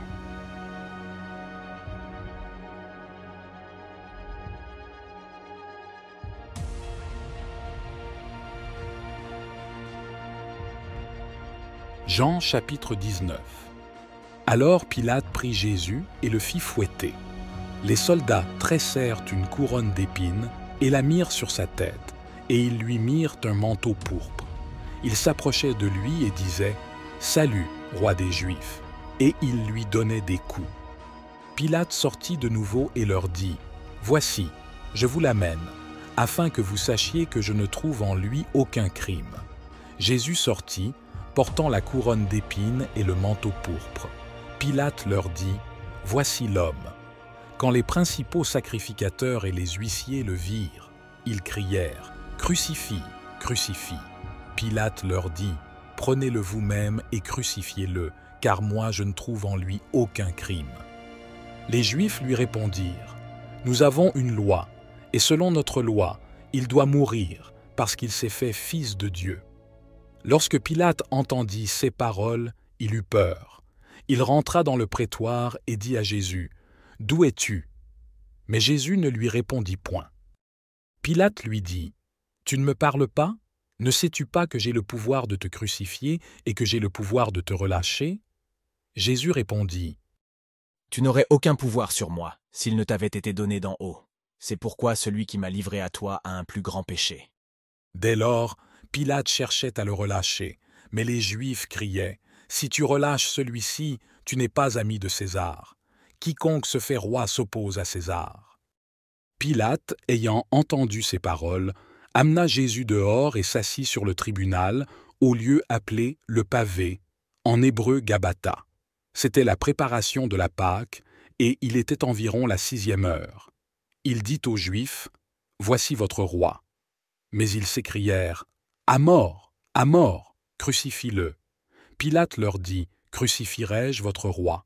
Les principaux sacrificateurs répondirent, « Nous n'avons de roi que César. » Alors il leur livra Jésus pour qu'il fût crucifié.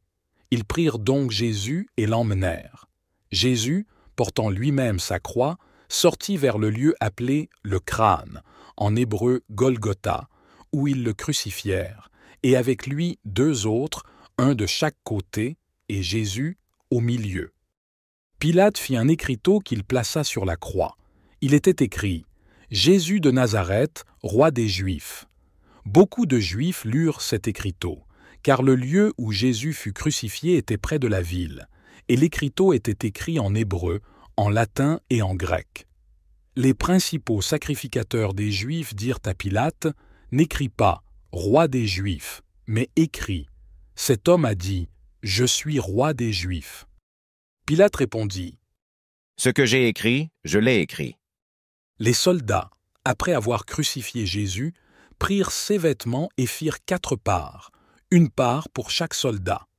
Ils prirent aussi la tunique, qui était sans couture, tissée d'un seul morceau depuis le haut.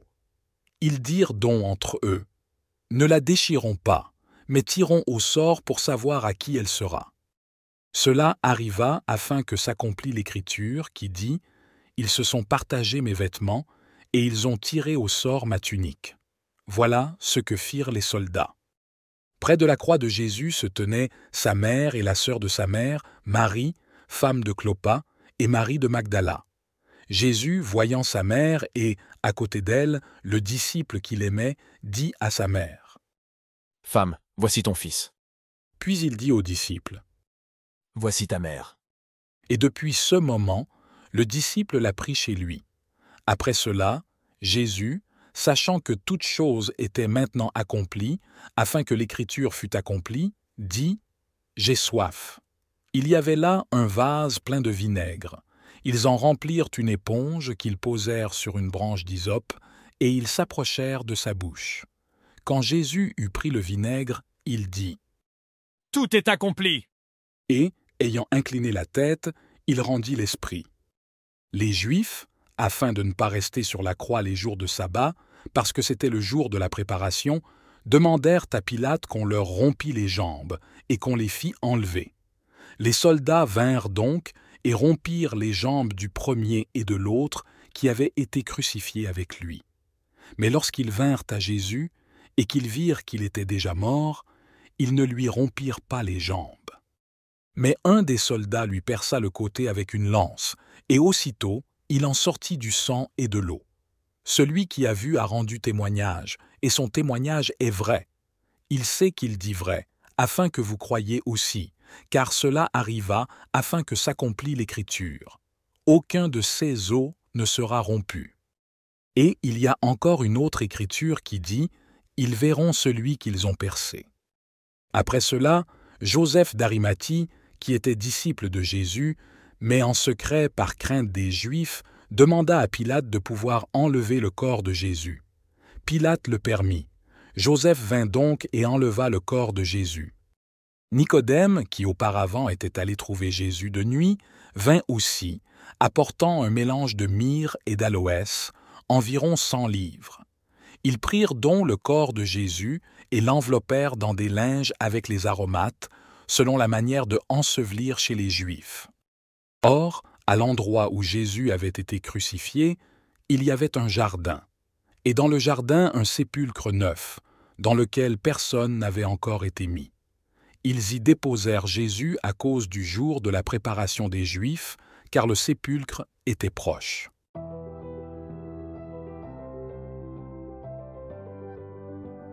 Jean chapitre 20. Le premier jour de la semaine, Marie-Madeleine se rendit au sépulcre de bonne heure, alors qu'il faisait encore obscur, et elle vit que la pierre avait été enlevée du sépulcre.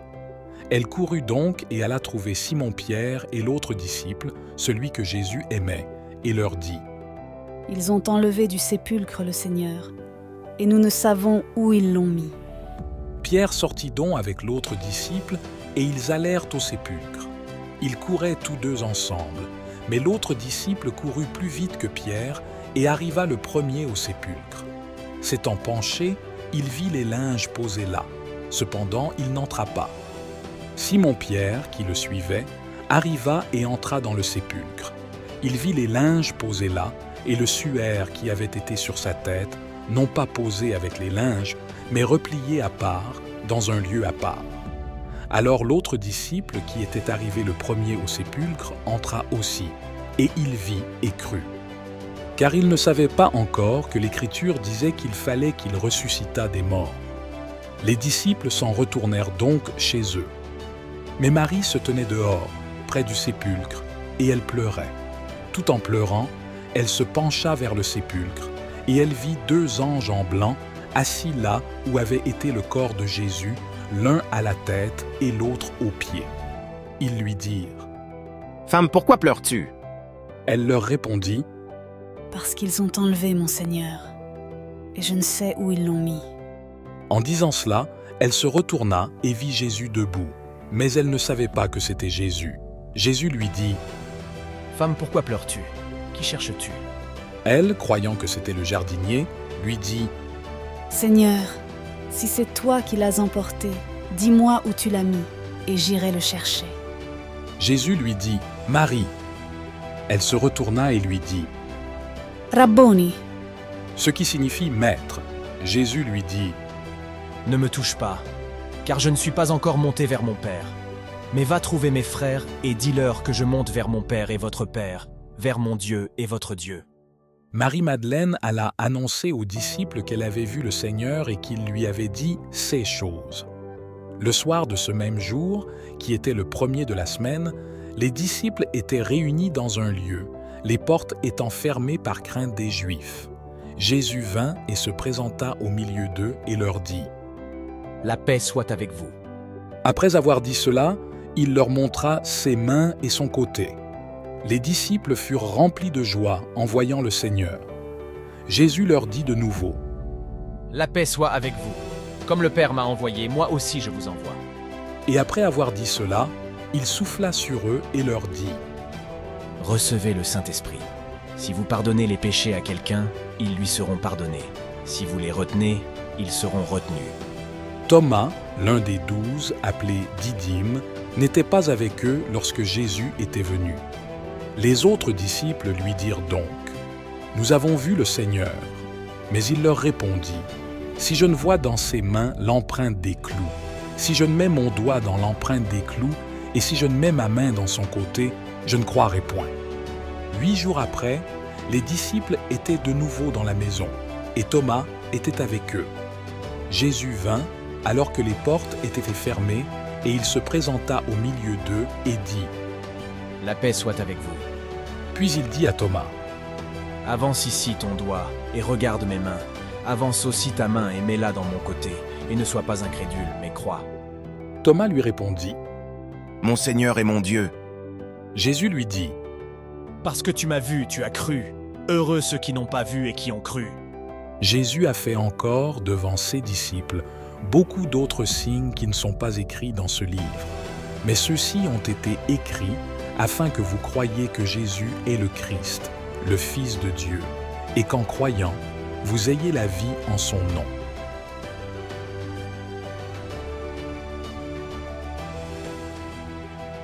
Jean chapitre 21.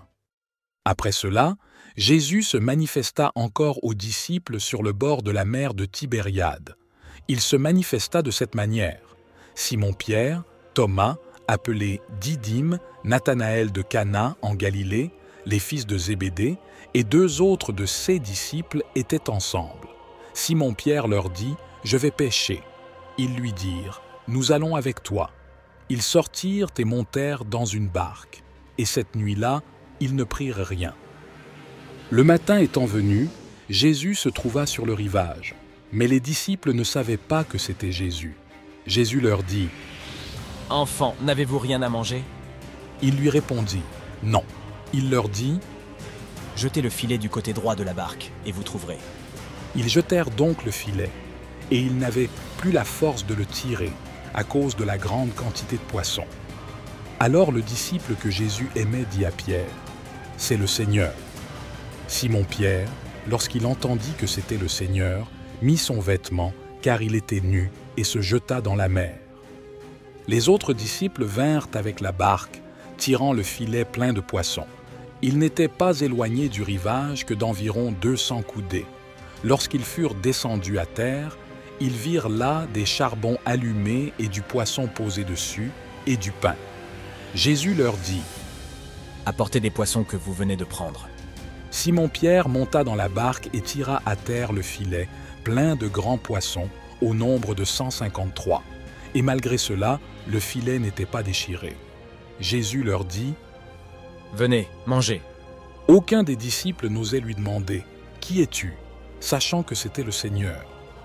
Jésus s'approcha, prit le pain et leur en donna, et il fit de même du poisson. C'était déjà la 3e fois que Jésus se manifestait à ses disciples depuis qu'il était ressuscité des morts. Lorsqu'ils eurent mangé, Jésus dit à Simon-Pierre « Simon, fils de Jonas, m'aimes-tu plus que ceci ?» Il lui répondit « Oui, Seigneur, tu sais que je t'aime. » Jésus lui dit « Paie mes agneaux. » Il lui dit encore une seconde fois « Simon, fils de Jonas, m'aimes-tu » Il lui répondit « Oui, Seigneur, tu sais que je t'aime. » Jésus lui dit « Paie mes brebis. » Il lui dit pour la 3e fois « Simon, fils de Jonas, m'aimes-tu » Pierre fut attristé de ce qu'il lui avait dit pour la 3e fois. « M'aimes-tu » Et il lui répondit « Seigneur, tu sais toutes choses, tu sais que je t'aime. » Jésus lui dit « Paie mes brebis.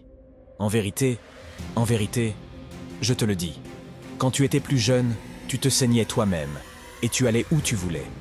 Mais lorsque tu seras vieux, tu étendras les mains, et un autre te ceindra, et te mènera où tu ne voudras pas. » Il dit cela afin d'indiquer de quelle mort Pierre glorifierait Dieu. Après avoir dit cela, il lui dit « Suis-moi ».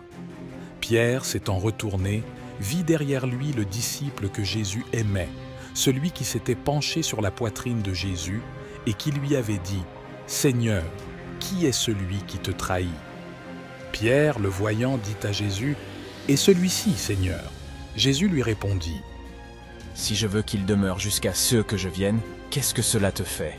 Toi, suis-moi. » Cette parole s'est répandue parmi les frères que ce disciple ne mourrait pas. Mais Jésus n'avait pas dit qu'il ne mourrait pas, mais « Si je veux qu'il demeure jusqu'à ce que je vienne, qu'est-ce que cela te fait ?» C'est ce disciple qui rend témoignage de ces choses et qui les a écrites. Et nous savons que son témoignage est vrai. Il y a encore beaucoup d'autres choses que Jésus a faites. Si on les écrivait en détail, je pense que le monde même ne pourrait pas contenir les livres qui seraient écrits.